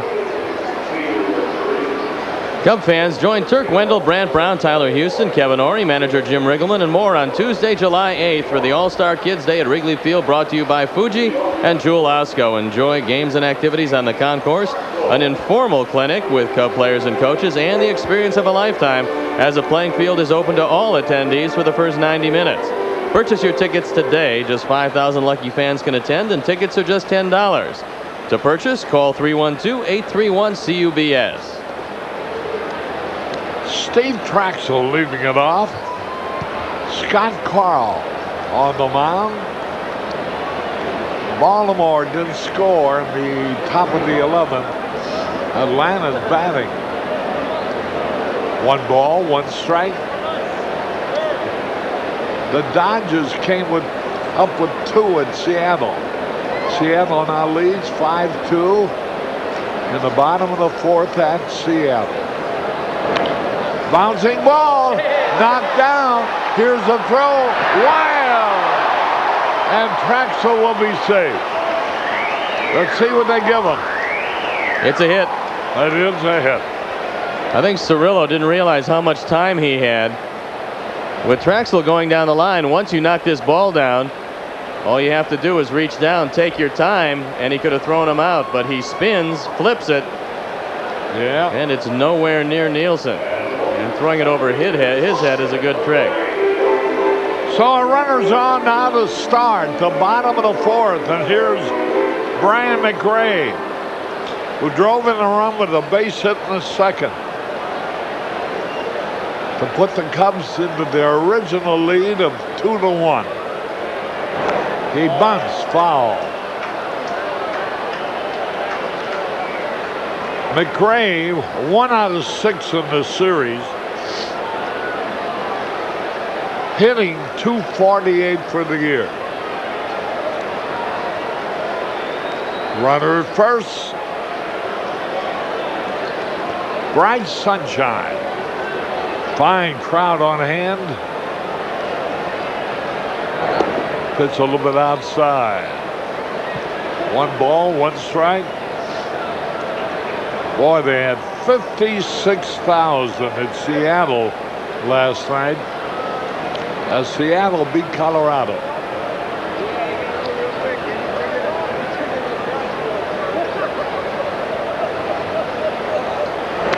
Base hit in the right field for McRae. Here's a runner stopping at second base. Trexel advances to second as McRae singles to right. Well, I don't know how patient Phil Garner is going to be with Scott Carroll because he really has very little. And the Cubs with a good chance to knock him out this inning. There's a look at old Scrap Iron. Played with Oakland, had some glory days with the Pittsburgh Pirates. He says this is his favorite place to play ball, right here at beautiful Wrigley Field. Now a good opportunity for Glanville to bunt to third. It doesn't necessarily have to be a sacrifice. He just wants to make sure that Cirillo fields it. He has not had a good fielding series. You know, they say the attendance for an ordinary Friday night schedule, a bouncing ball might get 2 out at second, out at first. Boy, with the infield in, the ball would just bounce perfectly to the sharps of Valentine, with Loretta and Nilsson completing the 6-4-3 double play. Well, it's early and you gamble. You don't figure Glanville's going to ground into a double play, but ground into a double play he does.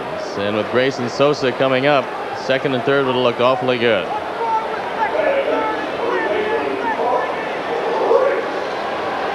In fact, for Glanville, that's the first double play he's grounded into this year. And now here's Graceful, the runner at third. Big run to pick up. Bouncing ball. Nielsen's got it. Steps on the bag to retire the side. And there was a great opportunity wasted. No runs, 2 hits, no errors, 1 left. At the end of 4, 3-2 Cubs.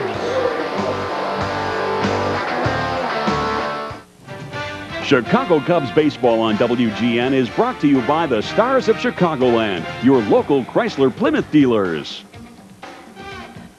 I get my license next month. When I was a kid, I figured that there was no way that thing was going to be around when I turned 16. I wanted it to die so bad. It broke down a couple times, and I was like, yes! But Dad would go to Napa, get whatever 1970s parts he needed, and boom, that leisure suit on wheels would be back on the road again. He made me a deal last week. Get straight A's and you can drive your mom's car. Thanks, Napa. Somebody make it stop. Keep your classic running great with STP products from Napa. Your choice, $1.69. There are many types of athlete's foot that eat your feet alive. Don't just cure some, kill them all. Lotrimin AF. Full prescription strength medicine, the brand doctors recommend most. Lotrimin AF, the killer cure. These are the shoes that make athletes out of mere mortals. The shoes that make men fly. And these are the insoles that give them better cushioning and shock absorption. So replace your old insoles with Dr. Scholl's Sport Insoles. Make your shoes feel like new. Imagine this is Florida, and that's Walt Disney World, SeaWorld, Universal Studios, Epcot Center, and this is Kissimmee St. Cloud, offering the closest and most affordable accommodations in the middle of Central Florida's best attractions. Call 1-800-238-KISS, and we'll send you a free vacation guide with information on affordable hotels and campgrounds. If you can stay here, why stay anywhere else? Kissimmee St. Cloud, location is our biggest attraction.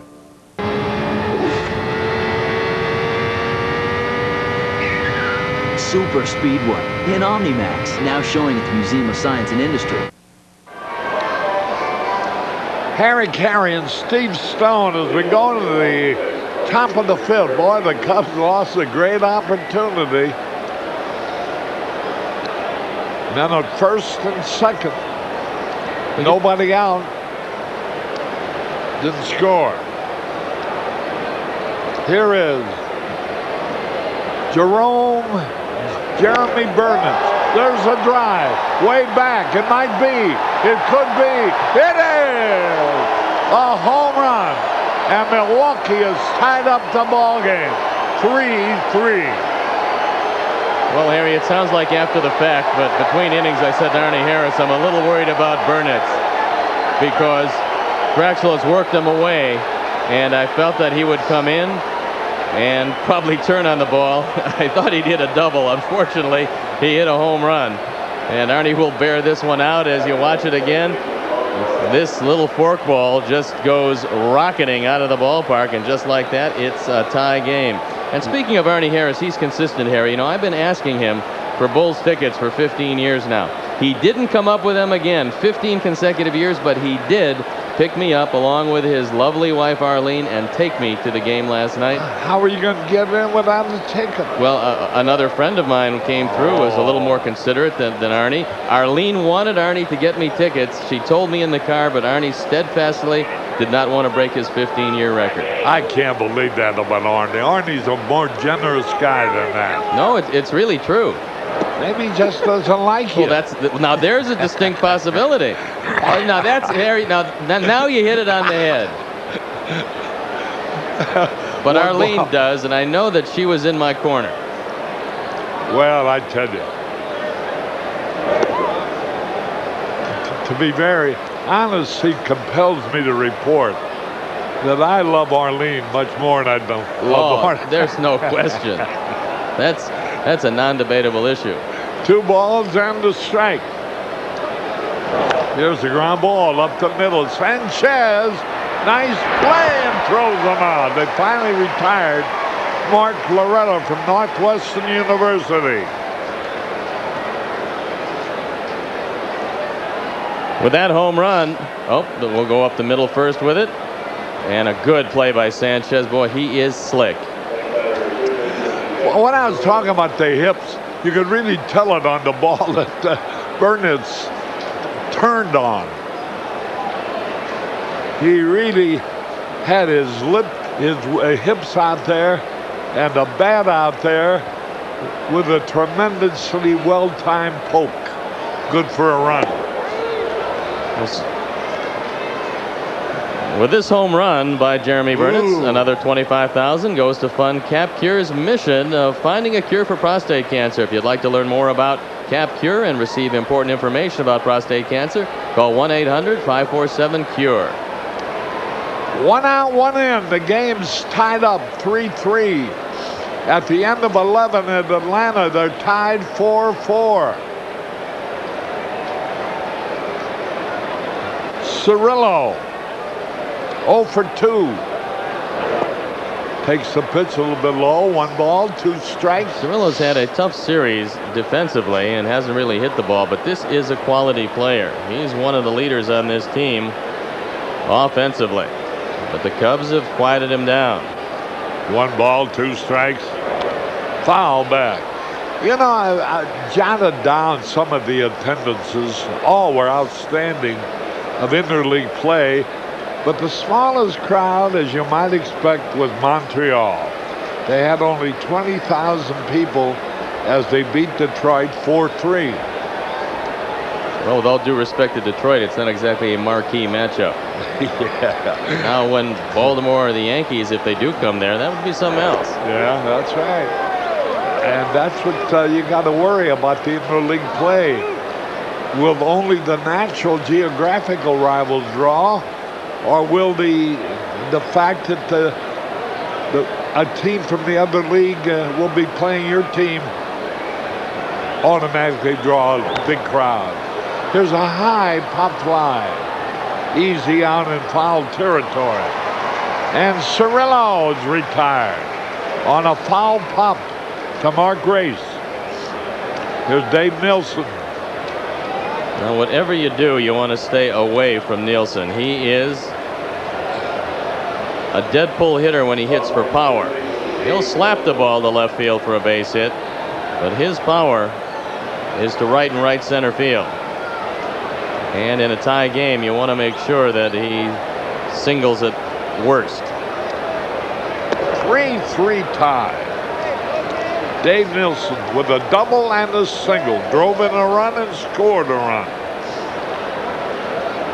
1 ball, no strikes. Fouled it out of play.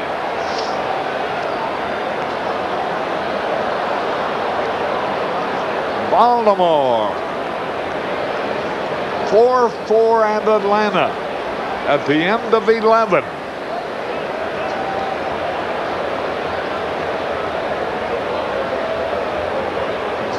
One ball, 1 strike. Missed the outside corner for ball 2. Traxel has given 7 hits, 3 runs in 5 innings. 1 home run. Hot shot foul.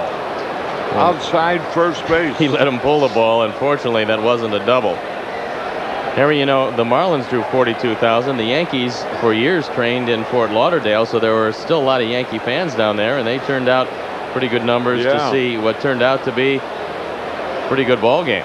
And at Arlington, Texas, beating the Giants, well over 44,000. Saw that one. 2-2 pitch. Little bit outside, ball 3. 3-2 with 2 out and a run in. Dave Nilsson with 2 straight hits today. Struck him out, fooled him with a forkball. 1 run, 1 hit. No errors, nobody left. We're going to the bottom of the 5th, tied up 3-3.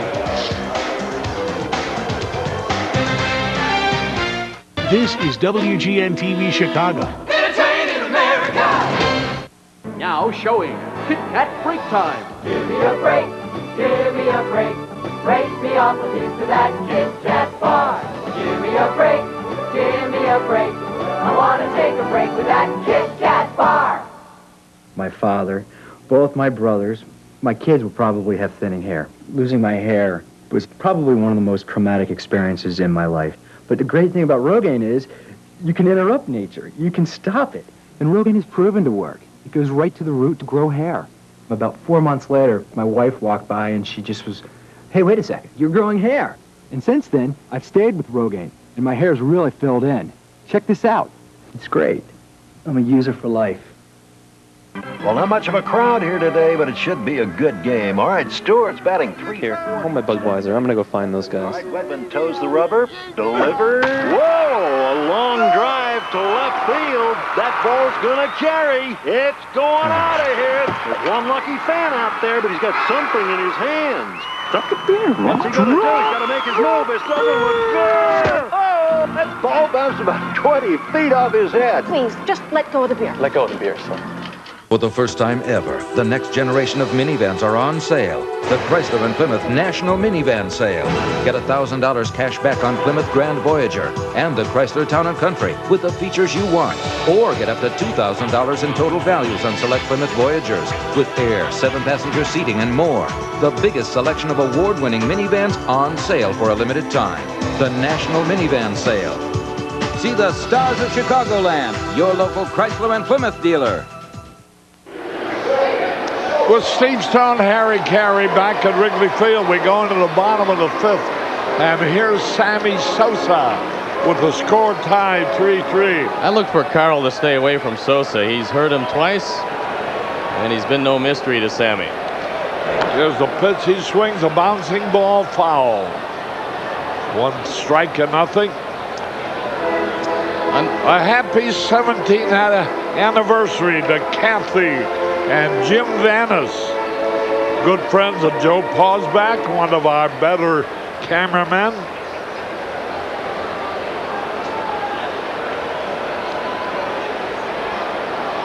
Colorado's Rockies are leading at Oakland 5-0 in the bottom of the 7th. Sosa's 2 out of 2 today. Drove in a run. Takes the pitch low. A ball and a strike. Cirillo is playing Sammy over toward the line. They play him as a dead pull hitter in the infield. A little bit inside.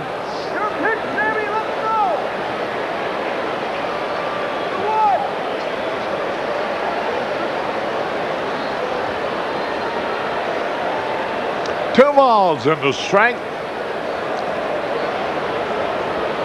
Scott Carl's pitch line, but foul. Boy, I can't believe.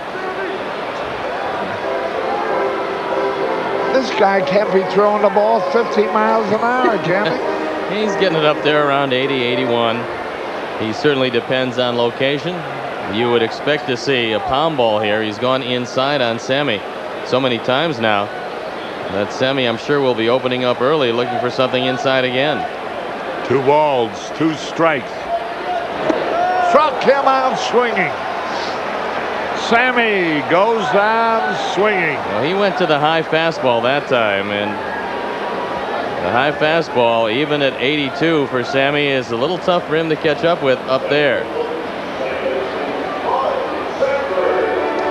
Here's Sandberg 0 for 2. 1 out, nobody on.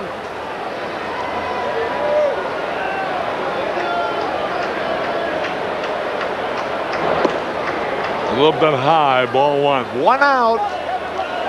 3-3 tie.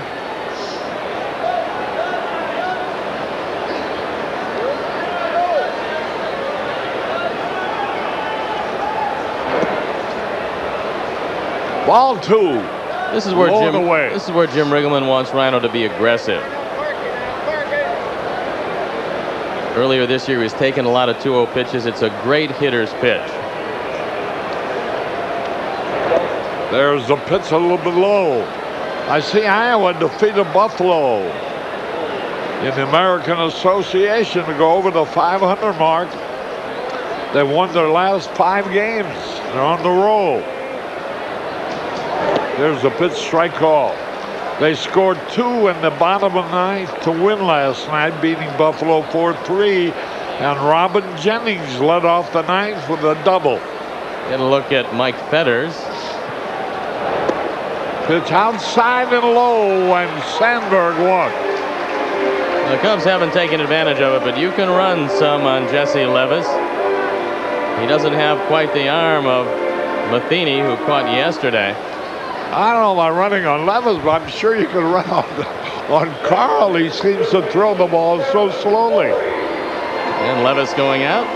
On Monday, June 16th, history is made as the Cubs and the White Sox meet for their first official game since 1908. Here's your chance to take a piece of history home with you, fans. You'll have the opportunity to bid on the actual game-worn uniforms donned by both teams during this historic meeting. Proceeds from the auction will benefit Cubs Care and White Sox charities. For more information, call the Cubs Sox Uniform Auction Hotline at 312-674-5511. Jesse Levis. He's caught 5 out of the 20, right? Well, 25% is below the league average. Here's the pitch in there, strike call. League average around 32%. And so that shows that you can take off on him. Mike Matheny up around 40%, so he's throwing a lot better this year. And there's a look at Bryce Flory once again. 1 strike and nothing. Runner at first. Cubs lead, hoping to take the lead. There's a fly ball may drop. I don't think anybody can get it in the short right. Runners at first and third with 1 out. Ori gets his second hit of the day. A bloop, but a hit. Kevin Ori gets an inside pitch, inside outs it, and dumps it into right field. Now lately he's taking a lot to right field. Bear in mind, in just his first year, he doesn't know the pitchers. He doesn't know quite what they're doing with him, but he's strong enough and big enough to be able to muscle that ball into right field.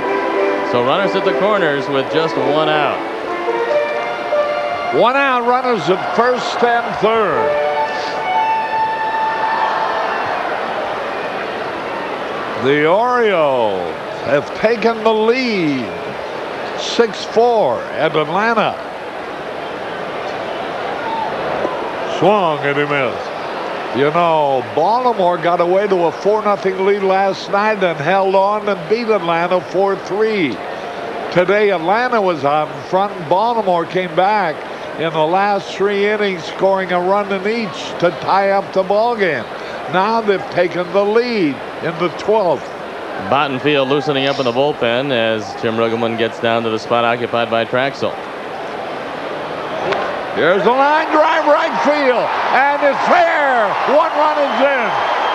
The Cubs have taken the lead. Here comes the other man. The throw to the plate will not get him. And the Cubs have taken a 5-3 lead on Servant, who's a Wisconsin boy from the Cross, lining a double, a 2-run double down the right field line. Now, we told you that Carroll doesn't have too much today, and he gets his high fastball out over the plate. Looks like the Cubs have knocked him out here in the 5th inning. And they've made things very difficult as Burnitz has some problems. Dan Radisson waving home Kevin Ory, who scores easily. And in comes Bryce Flory, and out goes Scott Carroll. And we'll tell you more about the new pitcher in a moment.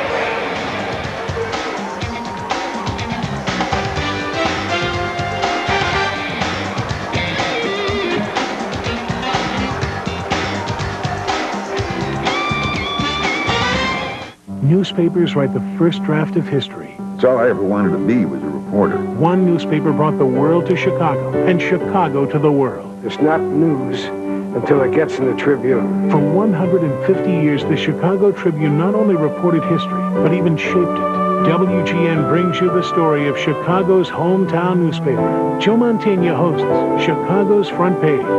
150 years of the Chicago Tribune. Tonight at 7 on WGN.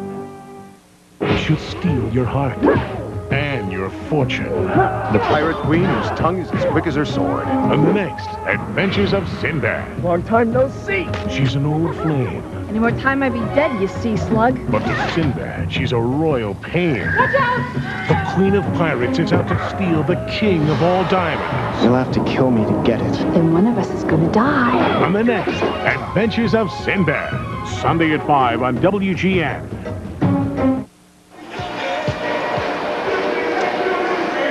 We're back at Wrigley Field. The Cubs have taken the 5-3 lead. And Scott Carl has been knocked out. Bryce Flory comes in the game, and you might remember him from San Diego. A 1-1 record, 4.57 ERA, on for the 16th time. He's had terrible control problems. 14 walks in 21 2/3 innings.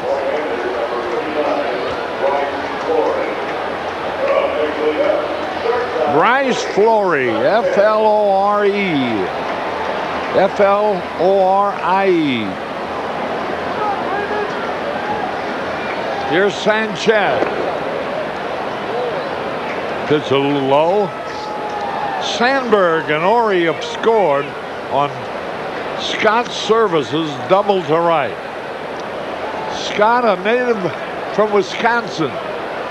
That's the ironical thing. There's a ground ball to the shortstop. That team throws them out. 2 away. Now with a 2-run lead, Steve Traxel will hit for himself. So Scott Service, his battery mate, actually kept Steve in the ball game with that 2-run double. So Traxel, who singled in the 4th. 5-3 Cubs.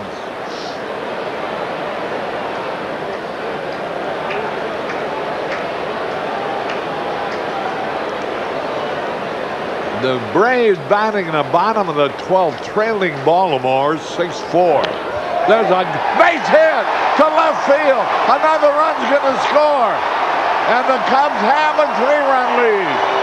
Steve Traxel gets his 2nd straight hit. A ground single to left. Scoring service. Traxel drives in his 3rd run of the year, taking it right through the left side. And Scott Service getting a very good jump off second. Scores without a play. And so a 3-run lead now, and things are beginning to look a lot better, as the happy dugout would indicate.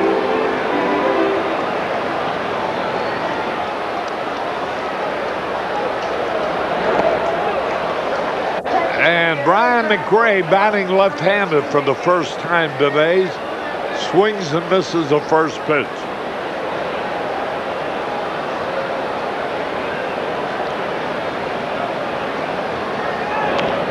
Fouls it off into the Milwaukee dugout.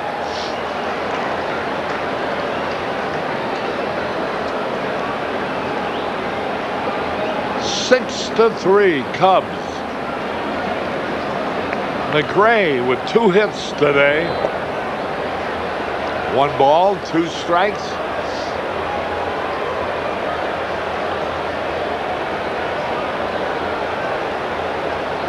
The outfield straight away, way outside. Bryce Flory, a right-hander.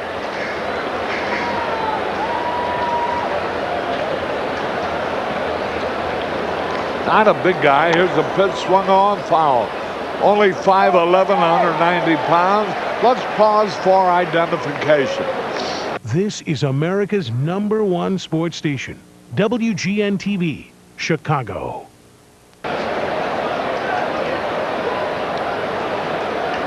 Two balls, 2 strikes. Low inside, ball 3. And Doug Glanville would be next.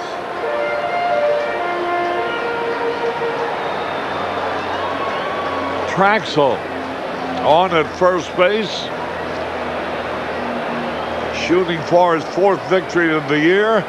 There goes a runner. The ball swung on. A high fly ball. Deep center field. Caught at the warning track to retire the side. But the Cubs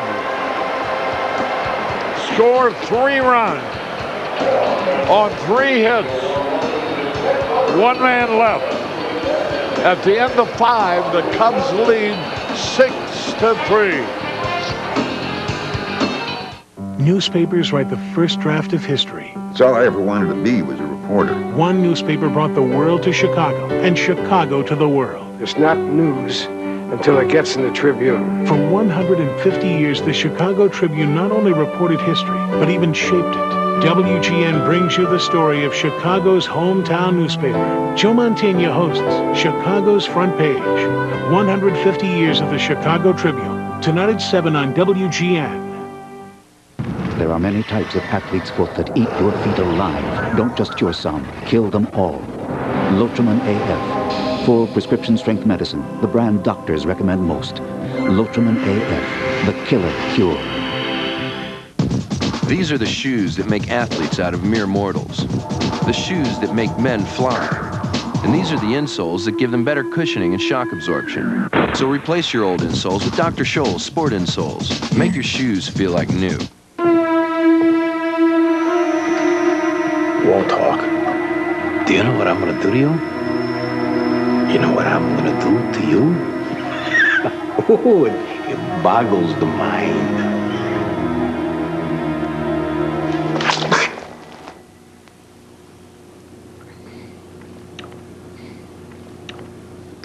This is diet? Yeah, it's diet. But how could diet taste as good?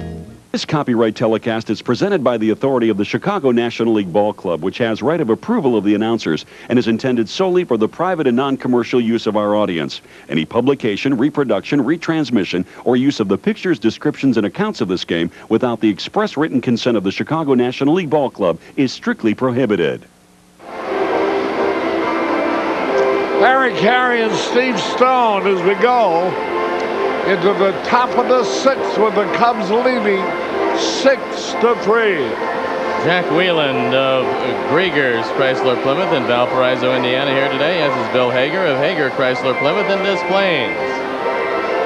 Well, let me ask you, and I know this is a difficult question to answer. Okay. And take your time and think about it. Baltimore's leading 6-4 in the bottom of the 12th. Who do you think is coming to pitch? Well, the man who's leading the major league in saves, one Randall Kirk Myers, if he wasn't in earlier. Yeah, no, that's him. He wasn't in earlier. They never were ahead earlier. They caught up to tie the game, send it in extra innings, and now they got Randy to pick up his save. Well, he got Jeff Blauser as a final out last night and preserved a 4-3 win. Here is Dunn. Takes the strike call. 1 ball, 1 strike. We're in the top of the 6th. Swung and he missed. That forkball is mystifying Dunn, and it looks like one more of those, and it'll be 0 for 3 with a couple of strikeouts. We'll look in at Scott's service. There's the forkball. 1 ball, 2 strikes. Hey, struck him out. And Dunn is fanned again. That's twice in a row.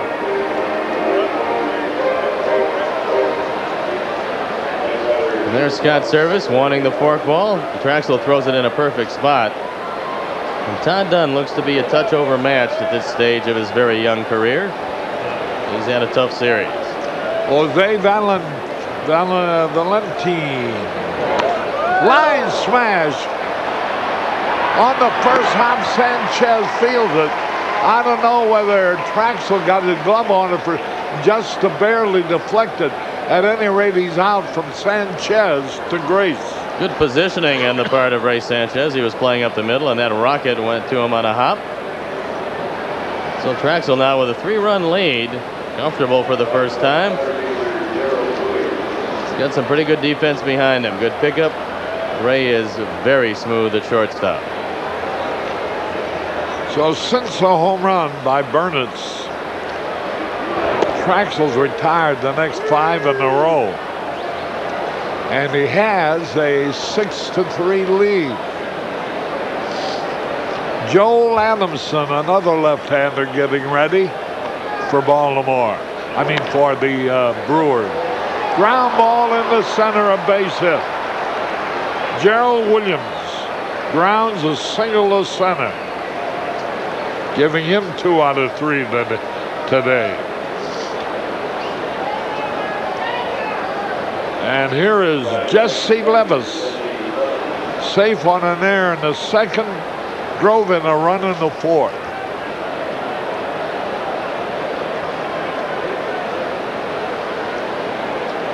The outfield shades him towards left, a big gap in right center. 2 out, runner at first.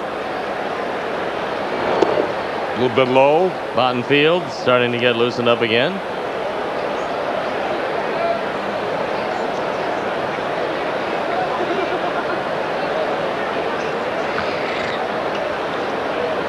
One ball and no strike. Tatis and Bottenfield. Tatis, the left-hander. Throw the first runner back. Well, for a while, they entertained the idea of using Ramon Tatis in a starting role, or perhaps calling up Amari Telemaco, who's throwing very good at AAA right now. But apparently decided to go back to Frank Castillo and give him another shot. Swings and he misses. 1 ball, 1 strike. 2 out, 1 on. 6-3, Cubs lead. We're in the Milwaukee, top of the 6th.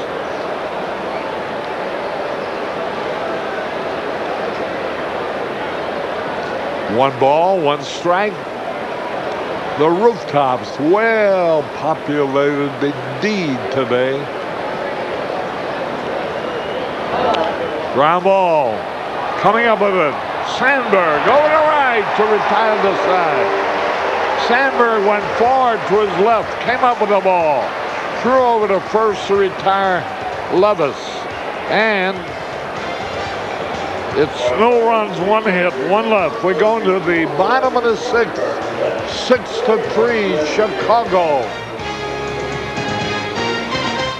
Hey, today's topic at the Nissan store, anxiety. Guess who's been shopping for a used car? But now there's Nissan Plus. First, each car undergoes a 101-point inspection and is thoroughly reconditioned. Then you get a 72-month, 72,000-mile limited powertrain warranty, 24-hour roadside assistance, and a 3-day money-back guarantee. So you can now buy a pre-owned car with no stress. Nissan Plus. What do you get when you fly Southwest Airlines? Fun fares. Well, you've waited so long for a fare to get so nice and low now. You really should fly. Light up the night. Southwest Airlines fun fares are so low. Want to see that again? Now you can fly just for the fun of it. With us, 'cause we got a lot of things to do now. You really should fly. And you'll have fun, flying Southwest on a fun fair today. Fun, flying on a fun fair today. We may surrender our land, but we'll never surrender our pride! Okay. Our dignity! Our self-esteem. It's not doing much for me. We'll never surrender our Budweiser! We'll finish it before they even get here! Every face, like every voice, is individual.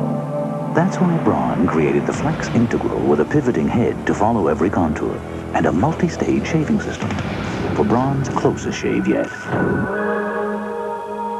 This is WGN-TV Chicago. Entertaining America!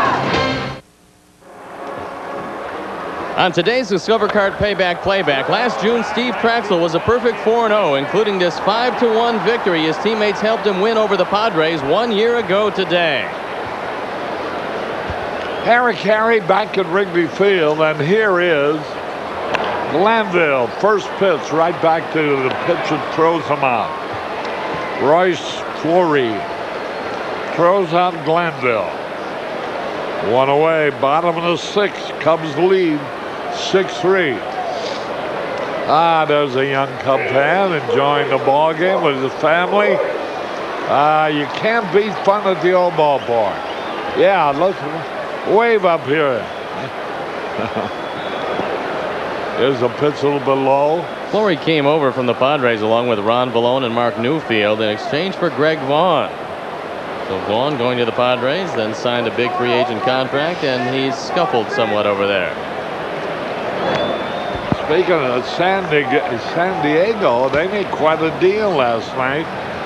They got veteran pitcher Dan Jackson, Mark Sweeney, an outfielder, Rich Batchelor, a right-handed pitcher, in exchange for, with the Cardinals getting, Fernando Valenzuela, veteran left-hand pitcher, Scott Livingstone, and Phil Plantier, an outfielder. Livingstone, an infielder.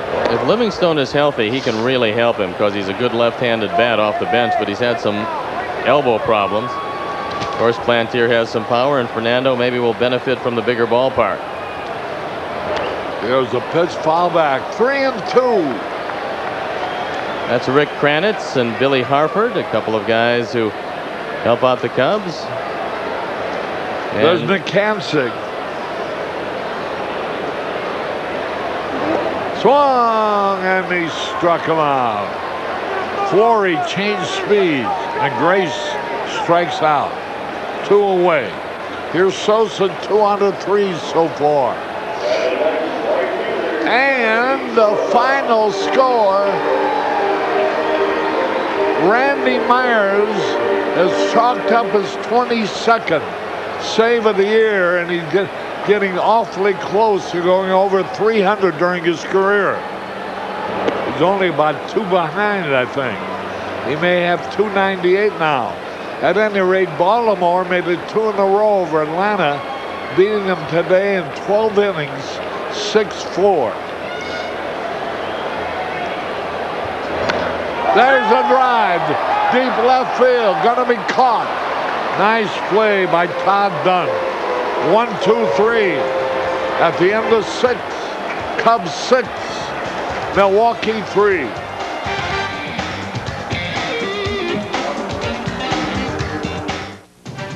Chicago Cubs baseball on WGN is brought to you by Pepsi. Generation Next. I get my license next month. When I was a kid, I figured that there was no way that thing was going to be around when I turned 16. I wanted it to die so bad. It broke down a couple times, and I was like, yes! But Dad would go to Napa, get whatever 1970s parts he needed, and boom, that leisure suit on wheels would be back on the road again. He made me a deal last week. Get straight A's and you can drive your mom's car. Thanks, Napa. Somebody make it stop. Keep your classic looking great with Armor All Protectant or Armor Plate. Just $4.99 each at Napa. Low interest. Cash back. Low lease. You want a new car or minivan, and we want to sell you one. At Chrysler and Plymouth, we want what you want. Get low 3.9% interest for up to 60 months. That's right, 60 months. Or get up to $1,500 cash back. Or up to $2,000 in total values on Chrysler and Plymouth minivans. But only for a limited time and only at Chrysler and Plymouth. Because we want what you want. It's that simple. See the stars of Chicagoland, your local Chrysler and Plymouth dealer. Hi, I'm Turk Wendell. Join me for All-Star Kids Day at Wrigley Field. Join Turk Wendell, manager Jim Riggleman, and more on Tuesday, July 8th for the 6th Annual All-Star Kids Day at Wrigley Field, sponsored by Fuji and Jewel Osco. You'll hear baseball tips from Cubs players and coaches, enjoy exciting games on the concourse, and for the first 90 minutes, experience playing catch and running the bases of Wrigley Field. Just 5,000 lucky fans can attend, so get your tickets now. Admission is only $10 per person. For tickets, call 312-831-CUBS. Bringing Chicago to your computer. WGN-TV on the web. www.wgntv.com. Harry Carey and Steve Stone as we go in the top of the 7th. Antoine Williams will bat for Flory. He walked as a pinch hitter yesterday. Kent Bottenfield loosening up in a hurry, so apparently Jim Riggleman feeling like Traxel might have gone certainly as far as he can, and he's not taking any chances. There's a pitch a little bit inside, ball 2. You know, they were hyping the Baltimore and Atlanta interleague series as a preview of probably the World Series this year. Baltimore went into Atlanta. Atlanta pitched Maddox last night, pitched Schmaltz, another one of their star pitchers today, and won with neither man. Lost 4-3 last night and lost 6-4 in 12 innings today. 2 balls, 2 strikes. Struck him out with the forkball. Williamson goes down swinging. 7 strikeouts for Steve Traxel, and that forkball for the most part has mystified most of these Brewers. It looks like that forkball is definitely the pitch of the 90s, right? Well, it's a good one, Harry. And like the slider was in the 80s? If it doesn't hurt your arm, and a lot of guys throw it with no problems, it's a very good pitch. You hear more about the forkball now than the way you used to hear about the slider a couple of years ago. Everybody was throwing the slider. 0-1 the count. And pitch outside. Jeremy Burnitz, who's 1 out of 3, a homer in the 5th that tied up the ball game.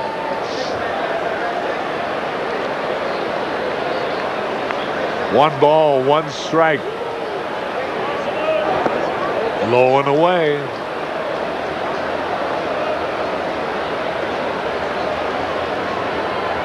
You know, Baltimore has the best record in the American League, and Atlanta the best record in the National League. And that's why they were hyping that series as a preview of the World Series. If so, Baltimore. You know what that'll mean, Harry, if they do meet in October? Absolutely nothing. Nothing, of course. 3 balls and the strike. 1 out, nobody on. But it might certainly make Atlanta a little bit more aware of the Orioles. Oh, I think they were pretty aware that when you look at their record that they got a pretty good team. They've got a lot of thunder in that lineup and some surprisingly good pitching. They're leading the American League in pitching. 3 balls and the strike. Inside, and Burnitz walks with 1 away, and here is Mark Loretta, who's 2 out of 3 for the day. There's a Packer backer. I imagine there are a lot of those around today. capacity crowd. Final game of the series with Milwaukee's Brewers tomorrow. The normal starting time, 1:20 tomorrow. Leadoff man at 1 o'clock.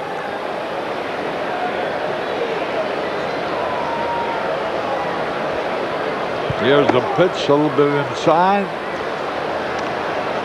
Then Monday, the Cubs go to Comiskey, the new Comiskey Park.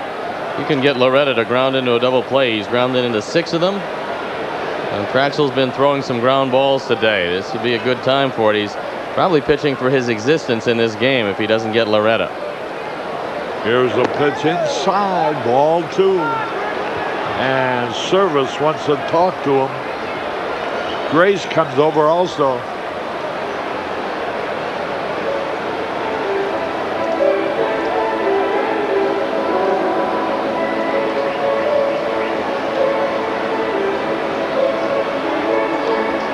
The time in the White Sox series is Monday a 3:05 game and Tuesday and Wednesday 7:05.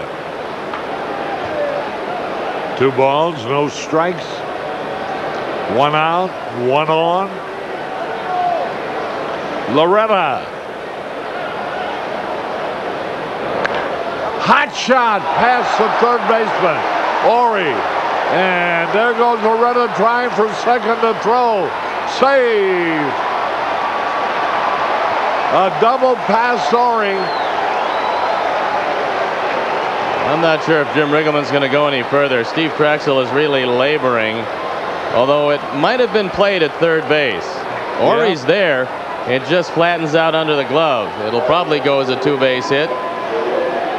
And here comes Riggs, and he wants Bottenfield. And this one getting a little tighter, folks.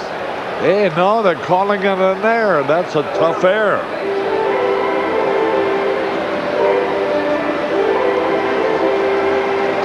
Bob Rosenberg, the official score today.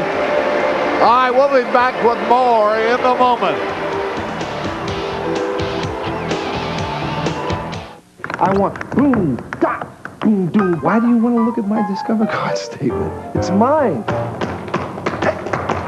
I live in New York City. Of course, I love the theater. Bring in the noise. You know, it's my favorite show. I go there as often as I can, trying to steal another step.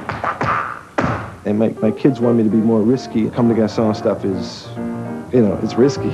I want a cashback bonus. How many credit cards make a statement like that? It pays to Discover. Use it where you see the Novus sign. I know when summer begins. It's when it's light way after dinner, and you can take your strawberry Jell-O out to the picnic table in the back and watch the fireflies coming out, and feel that ripe red stuff bouncing down your throat like a cool breeze going through your insides. Now that is air conditioning for the soul. Naturally fat-free strawberry Jell-O since 1897, and still the coolest. Do you know what major sporting event was invented by a Chicago Tribune writer? What did the Tribune do to put Abraham Lincoln in office? Tonight on WGN, we answer these questions and more. Join actor Joseph Montaigne as he chronicles the dramatic history of the Chicago Tribune. For 150 years, the Tribune has not only reported history, but in some instances, shaped it. WGN brings you the remarkable story of Chicago's hometown newspaper, Chicago's Front Page, 150 years of the Chicago Tribune, tonight at 7 on WGN. They've changed it back now from an error to a double for Mark Loretta, giving him 3 out of 4. Runners are now at second and third. The Cubs with a 3-run lead. And Ken Bottenfield will be facing Jeff Cirillo, the third baseman. Bottenfield pitched an inning yesterday, and it was a scoreless inning in the ninth. He's 1-1, 2.77 ERA on for the 28th time, and this is one of the best clutch hitters on this team, although he's been held in check in this series. He's 0 for 5 in this series so far.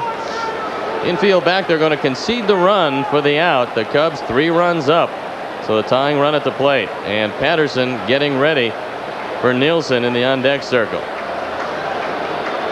Runners at second and third. A little bit high and outside, ball one.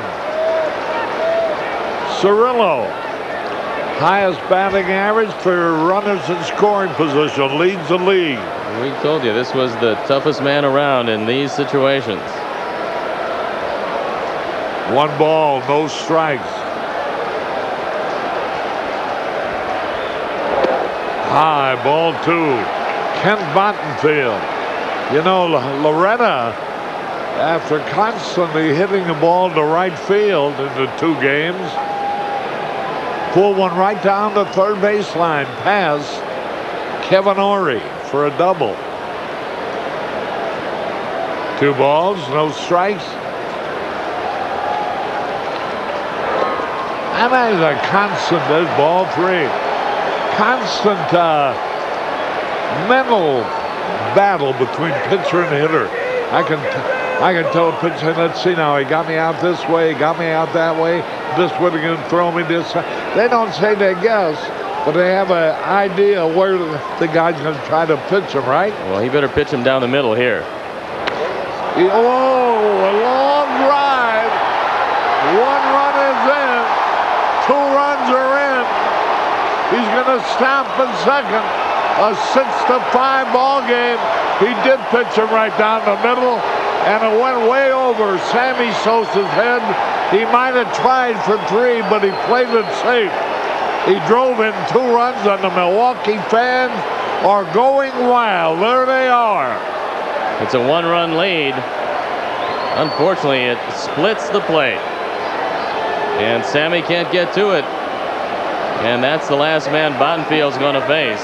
So the league's best hitter with runners in scoring position delivers once again. Yeah, and when you got that kind of hitter, you don't mind giving him the green light. 3 balls, no strikes. He was waiting for it, and he really popped it. He unloaded. All right, we'll be back now in a moment.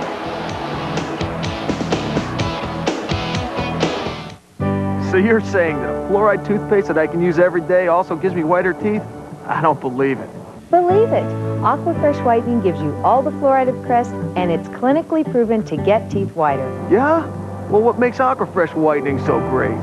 Aquafresh's patented Tri-Clean formula gently breaks up stains without bleach or peroxide to get teeth their whitest. Twist my arm. I'll give it a try. Aquafresh Whitening, safe to use every day for dazzling whiter teeth. I get my license next month.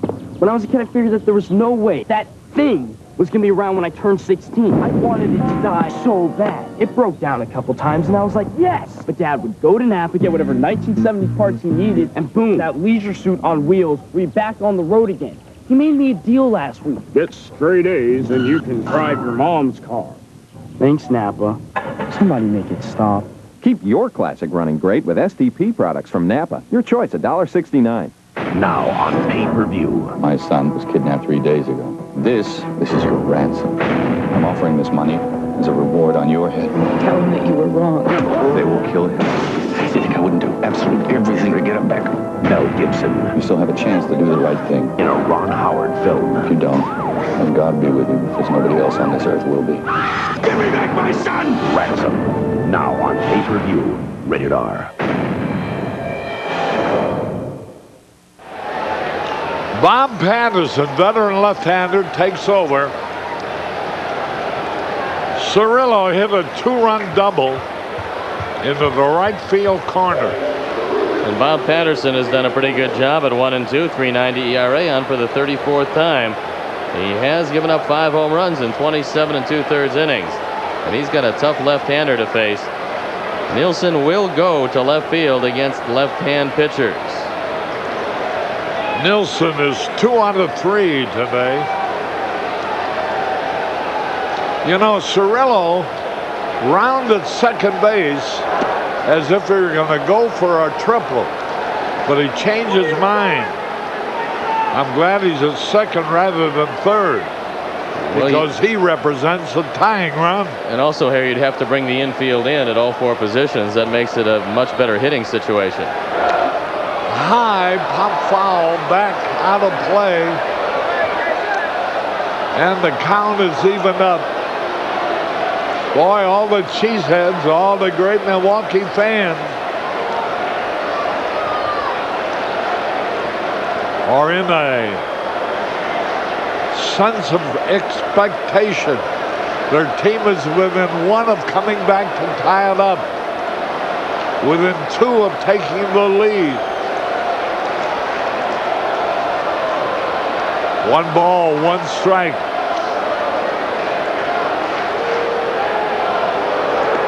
A little bit low, ball 2. And Harry, you can hear how many fans are here from Milwaukee.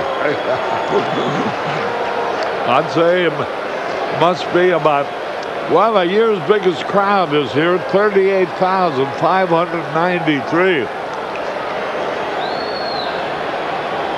There they all are. They're all in one corner, about 10,000 of them. There's the strike call, 2-2. Bruce Framing, who's from Wisconsin. Scott Service, who got a big 2-run double, is from Wisconsin. I think he lives in La Crosse. 2 balls, 2 strikes. Big pitch. High, pop foul back, out of play. And Nielsen, you can see, is going towards left field with the outside pitches he's getting. Turk Wendell loosening up in the bullpen. Todd Dunn in the on-deck circle, a right-hand hitter. Already.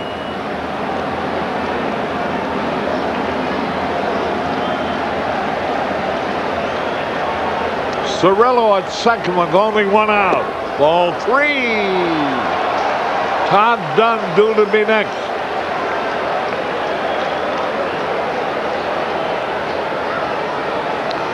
Matt Mieske was hurt yesterday. 3 balls, 2 strikes. Track him out! Threw the fastball right by him. 2 away. Well, a big pitch by Bob Patterson with the game on the bases. He throws a fastball on the outside corner and blows it right by him. And here comes Turk Wendell. And Turk Wendell coming out of the bullpen. We'll tell you more about him following this message.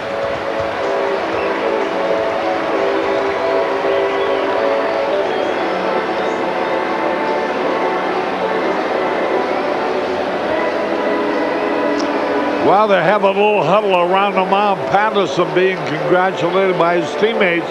Boy, he got a tough hitter out. He ran the count to 3-2.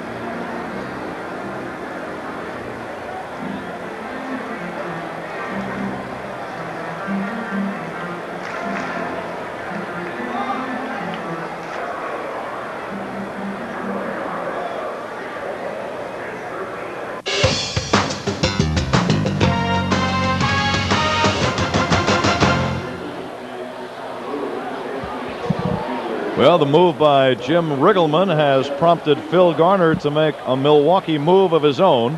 Jeff Hewson, tall, slender, left-handed batter, former Texas Ranger. He's bounced around a little bit and now finds himself as a backup middle infielder with the Milwaukee Brewers. And Jeff Hewson is going to pinch hit against Turk Wendell. 7th inning, Cubs 6, Brewers 5, 2 down. 2 runs in. Cirillo at second base. And Hewson is batting for Todd Dunn. This has been quite an inning. 4 different Cubs pitchers have worked in this 7th inning alone. Hewson to bat for Dunn. Let's see how Jeff has done this season. Hitting .246. 4 for 9 as a pinch hitter. That's very good. Turk Wendell's pitch, and Hewson pops it up back of third. Foul territory. Long run. Ori cannot make the play. And it's strike 1. Ori almost, in fact, he did collide with one of the ball girls down the left field line. But I don't think he would have had a chance to make the play anyway. The ball girl trying desperately to try to get out of the way. And inadvertently, she got in the path of Kevin Ori. I don't know if Kevin would have had a shot. I doubt it. But the count is 0-1. Hewson choking up a little bit. Open stance from the left side. Takes high from Turk Wendell. 1-1. Sharon Panaz just told me TV is off the air, so they have some difficulties, technical difficulties. So we're on the air, big boy. It's you and me, partner, yes, with Ron Santo. It's Pat Hughes at Wrigley Field in Chicago. We're in the 7th inning. The Cubs lead the Milwaukee Brewers by a score of 6-5. 2 outs and a man at second. Wendell glancing back at Cirillo, delivers to Hewson, who lifts a pop fly down the left field line. Foul territory, playable, and Glanville on the mound makes the catch down the left field line to retire the side. Nicely done by both Patterson and Wendell. The Cubs still have the lead, 6-5 in the middle of the 7th inning. And it's time, speaking of television, for the one and only Harry Carey to do his thing. Harry, where are you? Hey! Let me hear you! All 1, all 2, all 3. Take me up.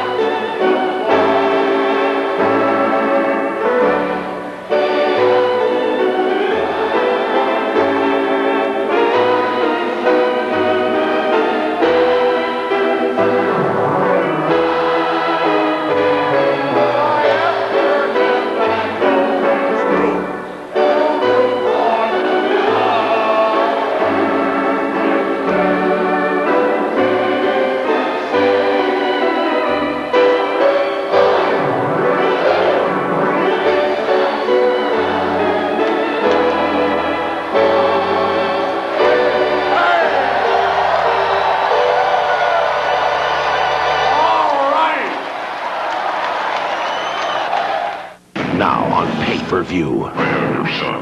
Give me $2 million. Your only priority is get your boy back. They came after him for a ransom. And he went after them with a vengeance. I don't get my son back, I'm going to dedicate my life to tracking you down. Mel Gibson in a Ron Howard film. Everybody, hold your fire! Give me back my son! Ransom, now on pay-per-view. Rated R. They said imports taste better.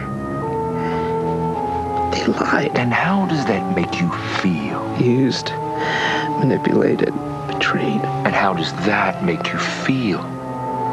Used, manipulated, betrayed. So now what? Only drink fresh beer. Budweiser. You have made a real breakthrough. You did it on your own. Born on Dating from Budweiser. What fresh beer tastes like. You're on the road to freshness. Hold all my calls.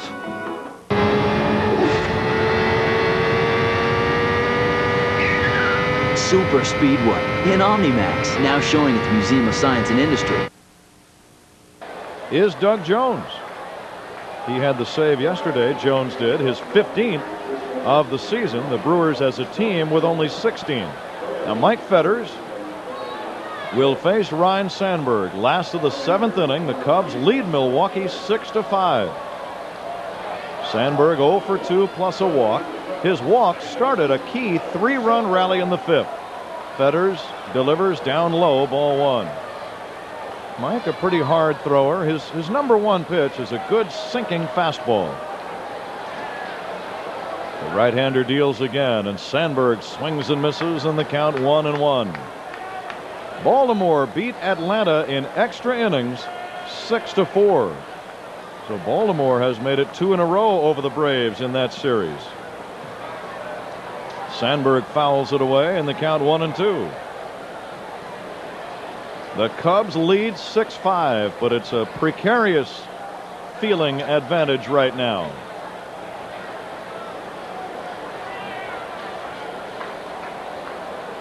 The Cubs' key hits today. Kevin Orie with his second big league home run. Sandberg lines a base hit to left. Ryne Sandberg with a leadoff single into left field. And the batter is Kevin Orie. Orie with a perfect day offensively with a home run, a walk, and a single. But Scott Service had a key 2-run double. And Sammy Sosa drove in a run with a 2-base hit. And both Steve Trexel and Brian McRae collected RBI singles. You know, and actually, Sandberg lately, boy, has really been staying in there with that left shoulder and just driving the ball. And that was a breaking ball on the outside part of the plate, and he just took it into left field. A rope. Now Fetters to Orie, and it's a strike. Kevin tried to call time, but he didn't call it early enough, apparently. I could see Kevin holding out his right hand, but the home plate umpire, Bruce Fremming, did not grant time. And right now, Kevin's looking down at Dan Radisson, and Radisson going through some signs. We're going to wait here and wait and see what's going to happen here. Will Kevin Orie be bunting in this situation? He did not indicate bunt on this pitch as he takes down low for a ball. And Orie, of course, a home run and a single, and has scored 2 runs, so he's probably going to be swinging away. David Nilsson moves out to left field for Milwaukee, and Anton Williamson stays in the game at first base. Throw to first, and Sandberg dives back in. So it's Nilsson in left, Williams in center, and Burnitz in right. Cirillo at third, Valentin at short, Loretta at second, Williamson playing first, Levis still catching, and now the long-haired right-hander Fetters delivers 1-1, and Orie cracks a line drive, base hit to left. Nilsson gets it back in. Orie 3 for 3. He smoked a line drive that time. Well, just about 4 days ago is when Tony Muser sat down with Kevin Orie and talked about him using that stride, because he came to the big leagues with no stride, which isn't bad, but he's not using his legs. He wasn't getting the trigger, and every hitter has to have a trigger. And boy, since then, he's been taking that short stride. He's been hammering the ball. And that's not easy to do, Pat, to make that adjustment like that, and he's done a great job. In the middle of the season. Yeah, I mean, to get comfortable with it. Yeah. I know he's got to be thinking about it every time he goes to the plate. Here is Service standing in. The pitch to Scott. He takes low and away. He did show bunt, but let the bad ball go, and it's 1-0. Cubs 6, Brewers 5. Bottom of the 7th inning. Good ball game at Wrigley Field today. Lots of offense. 10 hits for Milwaukee and 13 for the Cubs. The Brewers battled back in the top of the inning on a 2-run double by Jeff Cirillo. The Cubs are trying to answer that right now. And the 1-0 by Fetters to Service. He's around a bunt and takes low, and it's 2-0. Sometimes, Ron, when the count becomes advantageous to the hitter, the manager will say, okay, I'll give you one swing. Sometimes the manager will take that shot. I think Phil Garner is that kind of a manager, but we're just going to have to wait. We are at home. We do have a 1-run lead, and you'd like to get those guys in scoring position, second and third. The 2-0. Service takes a strike. He was around a bunt, and he let it go, and the count now 2-1. Dan Radisson, the third base coach, going through a series of signs. Sandberg at second and Orie at first. Nobody out. 7th inning, 6-5 Cubs. Ron Vallone, a left-hander, throwing in the Milwaukee pen. Here's a bunt, and a good bunt. Williamson throws to first, and he threw it away! Sandberg scores. Come on. Rounding third is Ori. Ori heading to the plate. He scores. Service goes to third, and the Cubs lead 8-5. That could be the key play of this game. Well, the one thing you want is a couple insurance runs, and both of those, a good bunt right there by Scott Service, but a very bad throw that got by Loretta. And then I saw Ori, and that ball was right down the right field line, right in the bullpen area. I saw Ori coming around. Of course, Dan Radisson just waving him on. Still nobody out in the inning, and the Cubs lead 8-5, and here's Ray Sanchez swinging and lining it foul with the infield in. Sanchez will try to put another run on the board for the Cubs. Charge Williamson with a throwing error. He threw the ball behind Loretta, who was covering first. And then oddly, nobody for the Milwaukee team right away ran after the ball. It was just laying there in foul territory down the right field line. The 0-1 pitch, low and outside for a ball, and the count 1-1. Burnitz in right started to come in, and Loretta, they kind of looked at each other, Ron. It looked weird, didn't it? Sometimes you get a little vapor lock once in a while. It's 1-1 on Sanchez. The pitch. Ray takes low and outside, a curve. It's 2-1. Give Service a sacrifice. He made a good bunt. And Charge Williamson with the error, allowing Scotty to reach and the runners to take extra bases, as Ori scored all the way from first on the play. Sanchez takes down low. Sandberg scored easily from second. Well, Radisson was down the line just waving Ori on, knew that he had a chance to score because nobody was getting to that ball in a hurry. So 2-run score, and here's a line drive base hit to center for Sanchez, and the third run of the inning is in, and the Cubs now have a lead of 9-5. Well, just a nice job by Sanchez. You have that infield in, all you want to do is make contact, and he took the ball right up the middle. Sanchez with his second hit of the day. The Cubs have 14 base hits. And that might be all for Mike Fetters. Don Rowe, the pitching coach, is out talking with him. Ron Vallone is ready in the bullpen. Fetters has not retired anybody, although he should have. But the throwing error allowed Service to reach. Sandberg led off the inning with a single, then Ori singled. Service sacrificed, and the throwing error allowed 2 runs to score on the same play. And now Sanchez has singled to drive in the third run of the inning. 9-5 Cubs, a throw to first not in time. And Wendell, a pretty good hitter. I think he'll be bunting in this situation, but a good athlete. Sanchez 7th RBI of the season a minute ago. Turk around a bunt, takes down low, ball 1.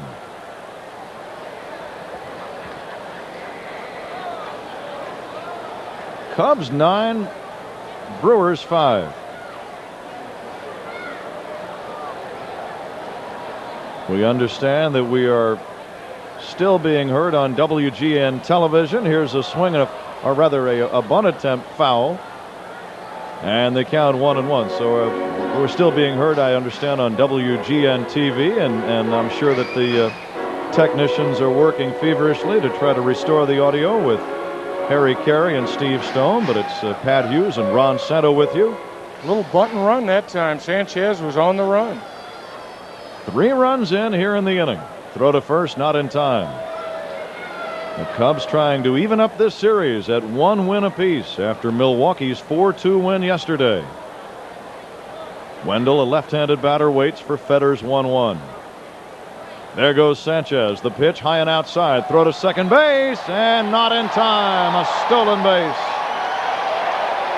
Sanchez got a decent jump. Levis made a perfect throw, but it was simply too late. Yeah, now you have the perfect throw, and Sanchez in there with the slide. Sanchez, 4th stolen base. He's only been caught once. The Cubs may have gotten a break on that call. Now Fetters to Wendell, 2-1, and he bunts at it and misses it. The ball was high. Turk tried at the last second to hold off, couldn't do it. 2-2. Colorado beat Oakland 7-1 in Northern California. The Dodgers have rallied and tied Seattle. Here's the pitch, high and outside for a ball. Now Seattle leads the Dodgers 8-7 in the 8th inning in a wild game at the Kingdome. Fetters 3-2 to Turk Wendell is on the way, and Turk hits a chopper foul third base side. Well, Dunn playing very shallow left field. And as I said, Wendell, he's a good athlete, pretty good hitter. He's got some pop.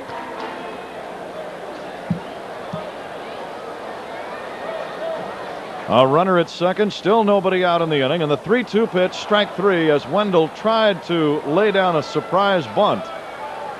And it's strike 3.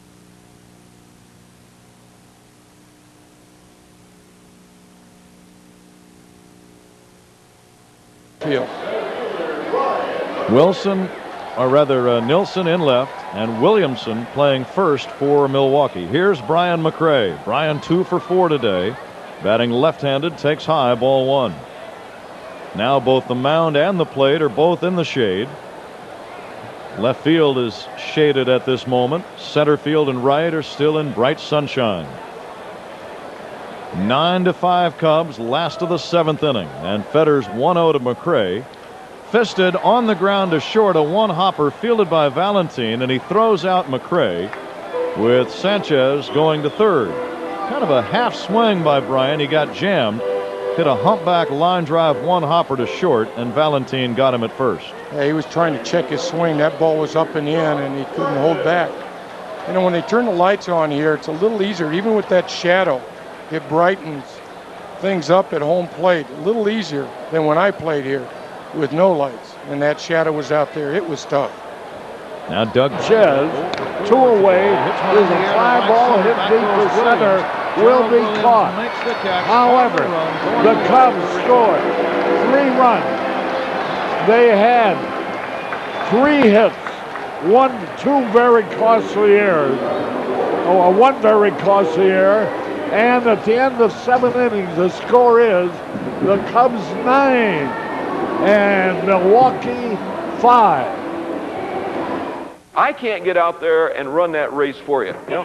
You've got to do it, Rick. You've got to do it. There, Randy. This guy never complains. Does he make any excuses? I had trouble breathing and I started coughing. Does he let any obstacles get in his way? Some of the guys on the other team, they just started hitting me and my foot started hurting. Randy, what does he keep doing? Keeps moving. He keeps going and going, doesn't he? No hesitation. Just be the bunny. Be the bunny. Yeah, that's it, guys.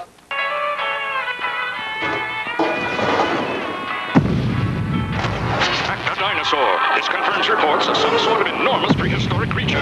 Just been told the National Guard has been called in to evacuate the area. I can't believe what I'm seeing. Sci-Fi Theater will continue.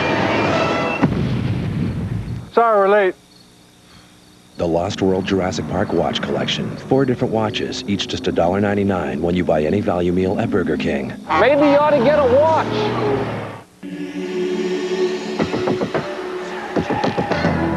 This year, you will find something you never thought possible. It's big. Really big. So ask your doctor about prescription Zyrtec. Or call toll-free to see how this prescription medicine may help you. From corporate outings to parties with friends, there's nothing like a group outing to Wrigley Field. Choose from preferred seating, pregame party facilities, Cubs dollars, and much more. For more information, call 773-404-CUBS.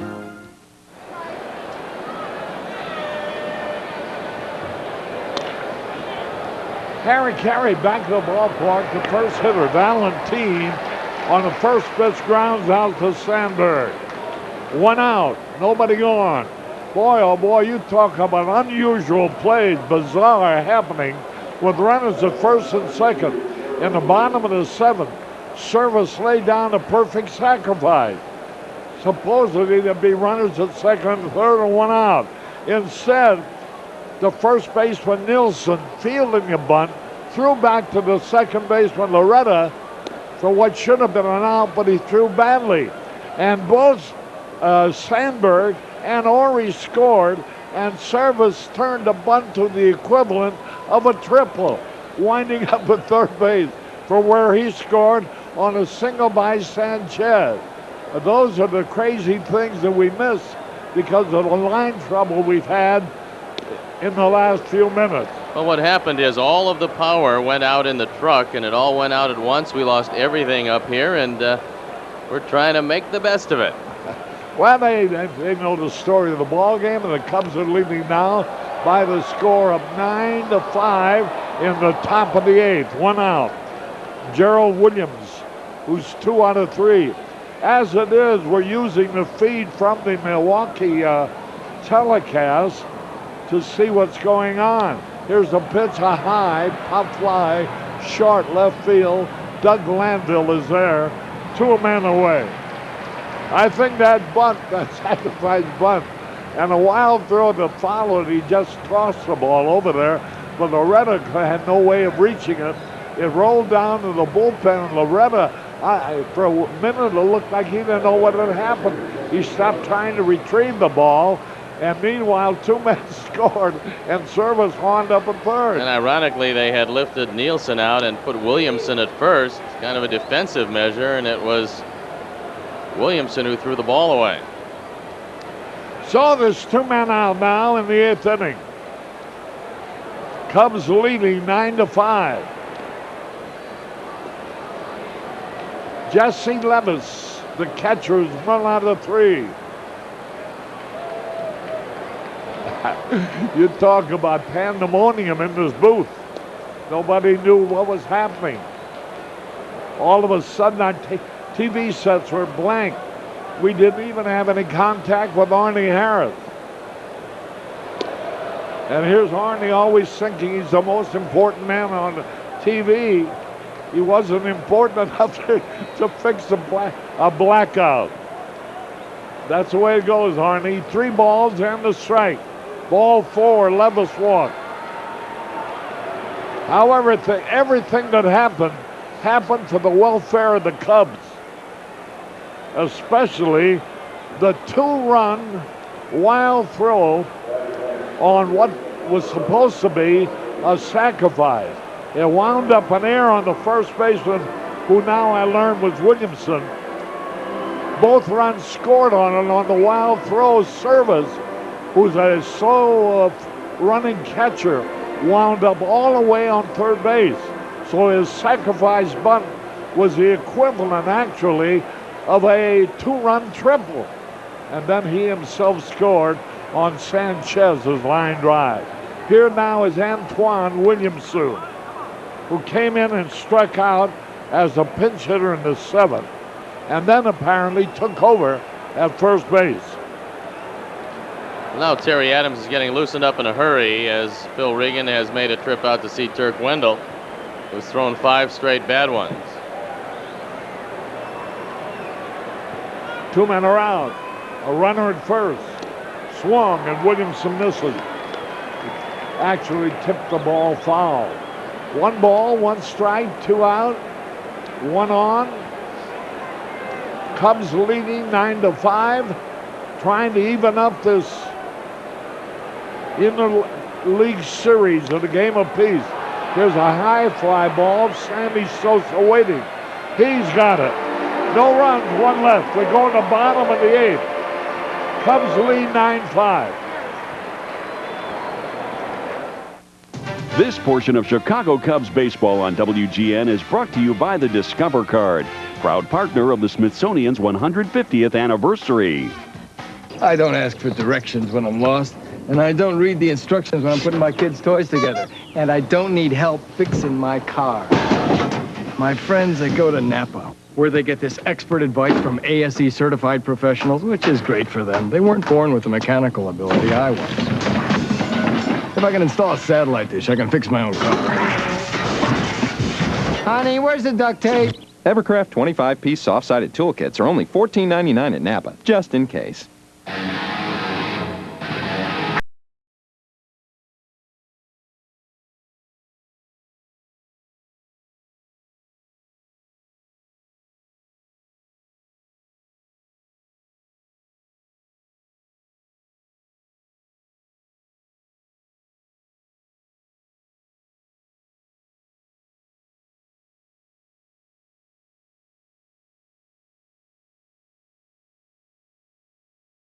Time ever, the next generation of minivans are on sale. The Chrysler and Plymouth National Minivan Sale. Get $1,000 cash back on Plymouth Grand Voyager and the Chrysler Town & Country with the features you want. Or get up to $2,000 in total values on select Plymouth Voyagers with air, 7-passenger seating, and more. The biggest selection of award-winning minivans on sale for a limited time. The National Minivan Sale. See the stars of Chicagoland, your local Chrysler and Plymouth dealer. The cast of Unhappily is gearing up for a Sunday spectacular. Bring it home, Daddy. Unhappily Ever After. Sunday night at 8 on WGN.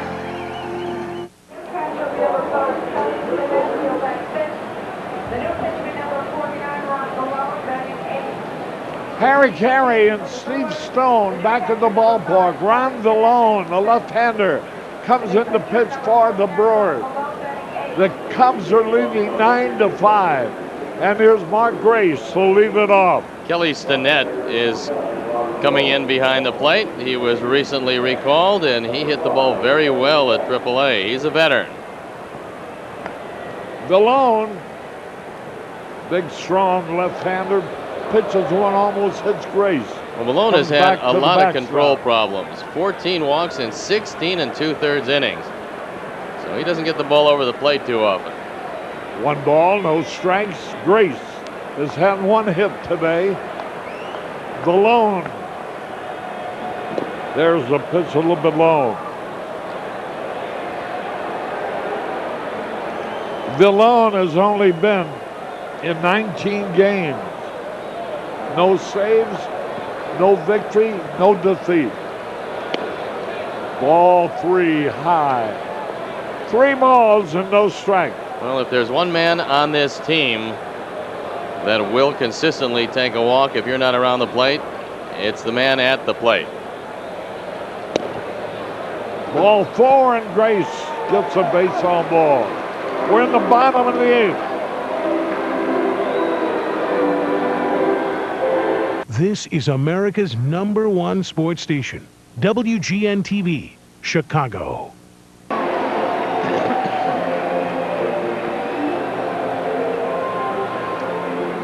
Harry Carey back in the ballpark. Sammy Sosa, who's had a couple of hits and a run batted in today, takes the pitch a little bit high. 1 ball, no strikes. It looks like tomorrow will be the 3rd final and rubber game of this interleague rivalry between the Milwaukee Brewers and the Chicago Cubs. 1:20 game time, 1 o'clock leadoff time. Here's the pitch, foul back. The Dodgers have tied up Seattle 8-8. Seattle batting the bottom of the 8th.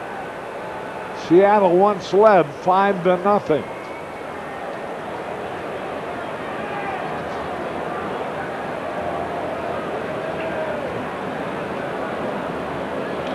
He fouls it back. 1 ball, 2 strikes.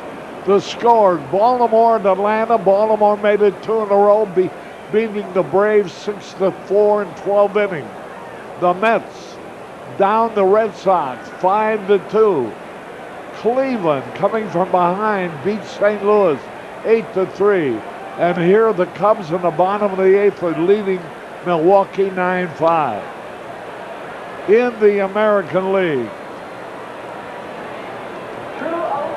Colorado down Oakland 7-1.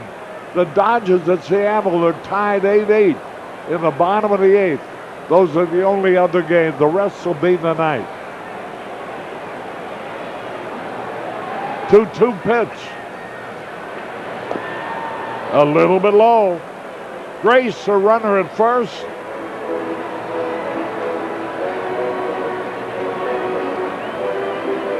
We're in the bottom of the 8th. The crowd was announced as the biggest of the year. 38,593. Way high. Vallone also walks Sosa.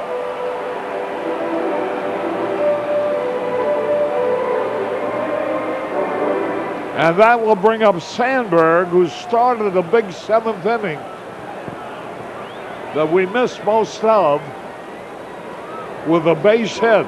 He comes up now with runners at first and second. You think we can have another sacrifice bunt equivalent to a 2-run base hit? I think 4 runs up in the 8th inning. You're going to probably see Rhino swing away. That is, of course, if Vallone throws it anywhere close to the plate, which I think was suggested by the pitching coach, Ken Rowe. And there is scrap iron, Phil Garner. Probably wonders, like so many managers do, why you have so much trouble in middle relief. So it's runners on at first and second. Cubs lead 9-5. Sandberg takes a strike call.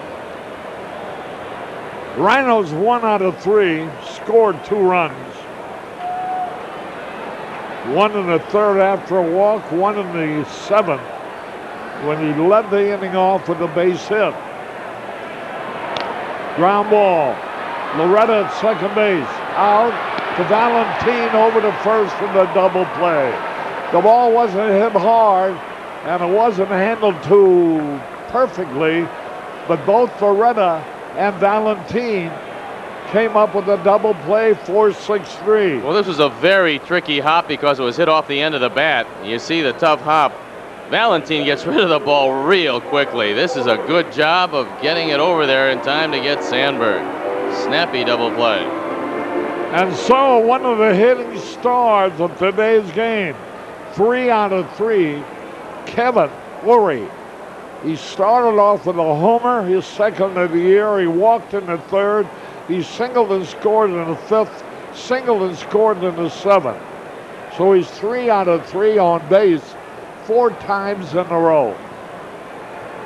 1 ball, no strikes, a runner at 3rd. Ori going for the perfect day.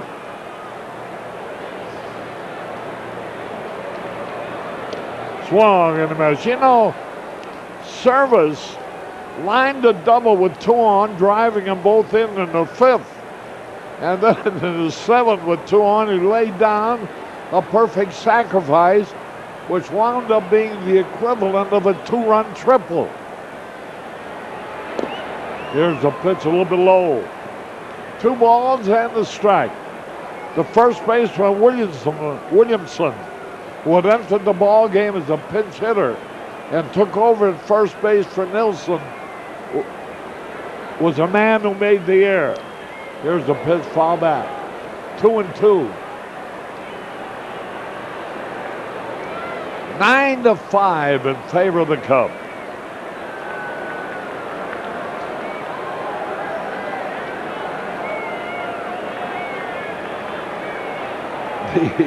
The Milwaukee fans aren't as vociferous right now.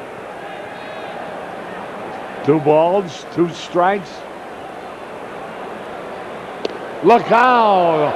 Almost hit a ball 3. 3-2. Vallone is certainly wild.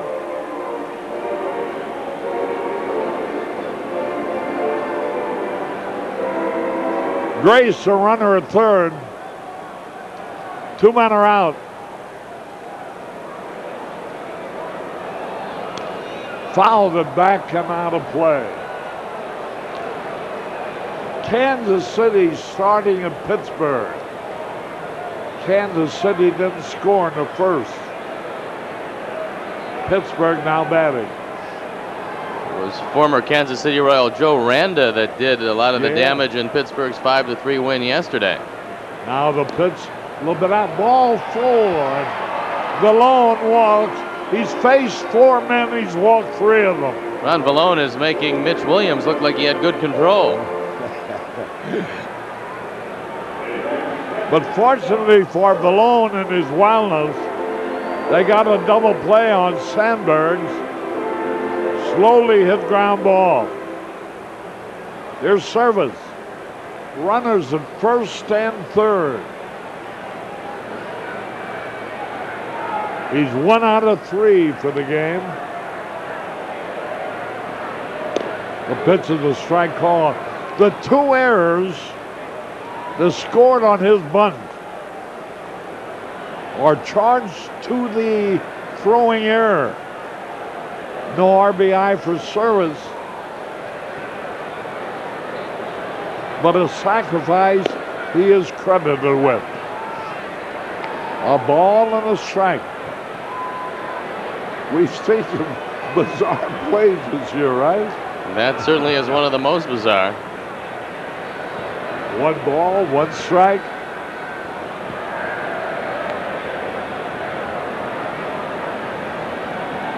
And the pitch to service. A little bit outside, ball 2. There was so much happening here in the booth. We had just gone off the air. I couldn't tell what Loretta looked like. He stopped going for the ball. The ball was actually behind him, Harry. He was expecting that throw to be a little closer. It was just not a good throw. No, I mean after he started to run for the ball. Well, he thought there was a chance that Jeremy Burnitz would get it. And as it turned out, Burnitz was probably farther from the ball than he was. And that's why 2 runs scored on the sacrifice bunt. 2 balls and the strike. Ball 3. 3-1. Vallone.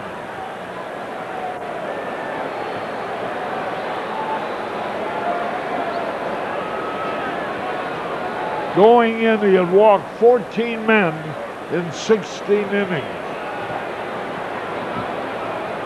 There goes the runner off first, pitch fouled. Ori broke on the 3-2 pitch naturally, and Service fouled it off. A lot of the fans have left now. Final game of the series tomorrow. Year's biggest crowd here today. 38,593. And the weatherman promises an equally as beautiful day tomorrow, only a little warmer than today. And the wind should be blowing out tomorrow. The pitch swung and he struck him out. And so at the end of 8 innings, the Cubs lead 9-5.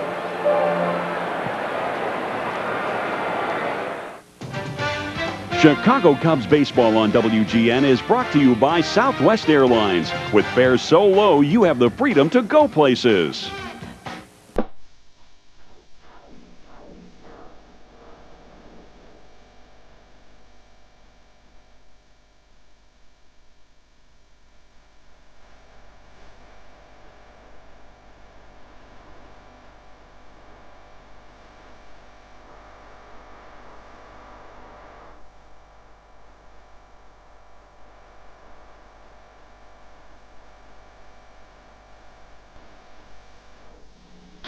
There's something on my Discover Card statement that's a surprise.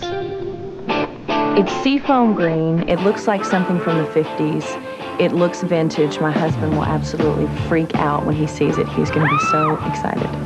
I like makeup because I never wore very much before I started singing professionally. My favorite color is a color called faux, as in fake. Voila. How many credit cards make a statement like that? The more you spend, the more money you get back. You can't lose. It pays to discover. Use it where you see the Novus sign. There are many types of athlete's foot that eat your feet alive. Don't just cure some, kill them all. Lotramin AF. Full prescription strength medicine. The brand doctors recommend most. Lotramin AF. The killer cure.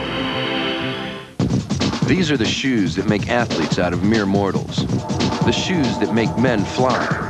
And these are the insoles that give them better cushioning and shock absorption. So replace your old insoles with Dr. Scholl's Sport Insoles. Make your shoes feel like new. While Melrose Place is off Fox, switch gears to Seventh Heaven. Hi. Sunday night at 6 on WGN. Harry Carey and Steve Stone as we go into the top of the ninth. Jeremy Burnitz, the right fielder who homered earlier, leading it off. The Cubs leading 9-5. 0-2 the count. Cleveland at St. Louis. Well, this is carrying the interleague play a little bit too far, isn't it? A doubleheader? A split doubleheader. Yeah. 2 gates. Here's the pitch a little bit outside. Cleveland won the first game 8-3 after being shut out over the first 6 innings. They'll pitch a little outside.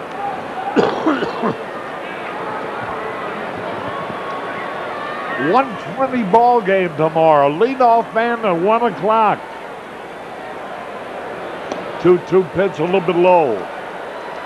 Well, if it holds up here, Steve Traxel will have earned his 4th win of the year, running his record to 4-5. And Scott Carl will fall to 2-8. And Turk Wendell in line for a save if he can finish it up. Here's Burnitz hitting a ground ball foul. 3 balls, 2 strikes. 9-5 in favor of the Cubs.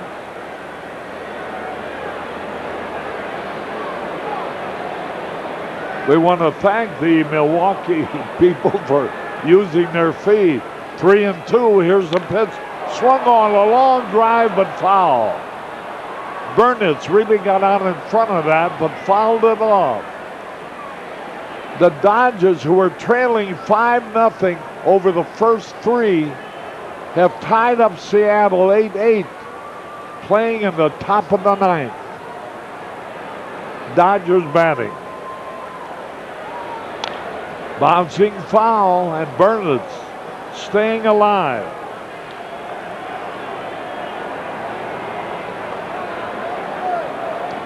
Three balls, 2 strikes.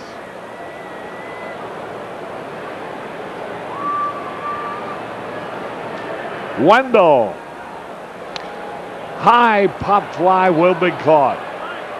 Sanchez under it, 1 away. 2 more and it'll all be over. Burnitz pops to Sanchez. 1 away. The Milwaukee scored in the first inning. The Cubs came back with 2. Then with 1 to lead 3-1. And then Milwaukee scored 1 to make it 3-2. Another one to tie it up. The Cubs got 3 in the bottom of the 5th and 3 in the bottom of the 7th. And they lead 9-5. 1 out. Mark Loretta, the second baseman. There's a high pop foul back out of play. Loretta went over to cover first base on Service's bunt. He was laying down a sacrifice to get Sandberg to third and Ori to second. There's a little weak tap. Field, Wendell fumbles it for an error. He fumbled it, was slowly rolling off the grass. The runner was just about to go by him. It might have blocked his vision a little bit. It's an error on Wendell. Turk charged with his 2nd error of the year. All he's got to do is pick it up and flip it to Grace. He can't do it. Loretta avoids him. And the Cubs have made a couple of them, but they still have a big lead. And with that error, Terry Adams loosening up in the pen. The Cubs are leading 9-5. A runner at first, 1 away. Laurie, the second baseman, was covering first to take the throw from the first baseman, Williamson, fielding the sacrifice. And Williamson made a bad throw to him and rolled towards the Milwaukee bullpen. And before it could be recovered, 2 runs had scored, and Service, who had laid down the sacrifice, wound up at third base from where he scored on Sanchez's single to center. Cirillo, faking a bunt, takes the strike.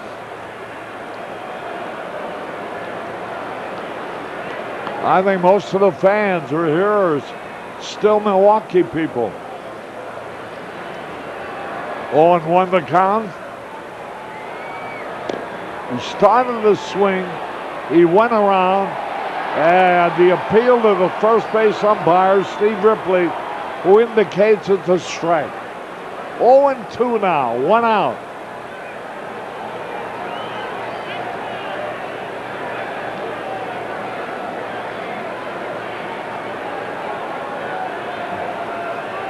The pitch. He struck him out.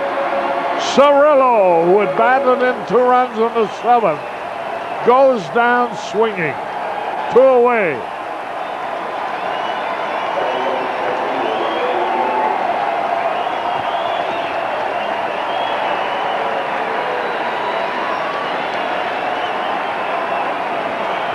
I guess Nilsson stayed in the ballgame at that. But not at first base. Here's the pitch. A bouncing ball. And the Cubs win this one 9-5. Harry and Steve Stone. See you tomorrow. So long, everybody. My father, both my brothers, my kids would probably have thinning hair. Losing my hair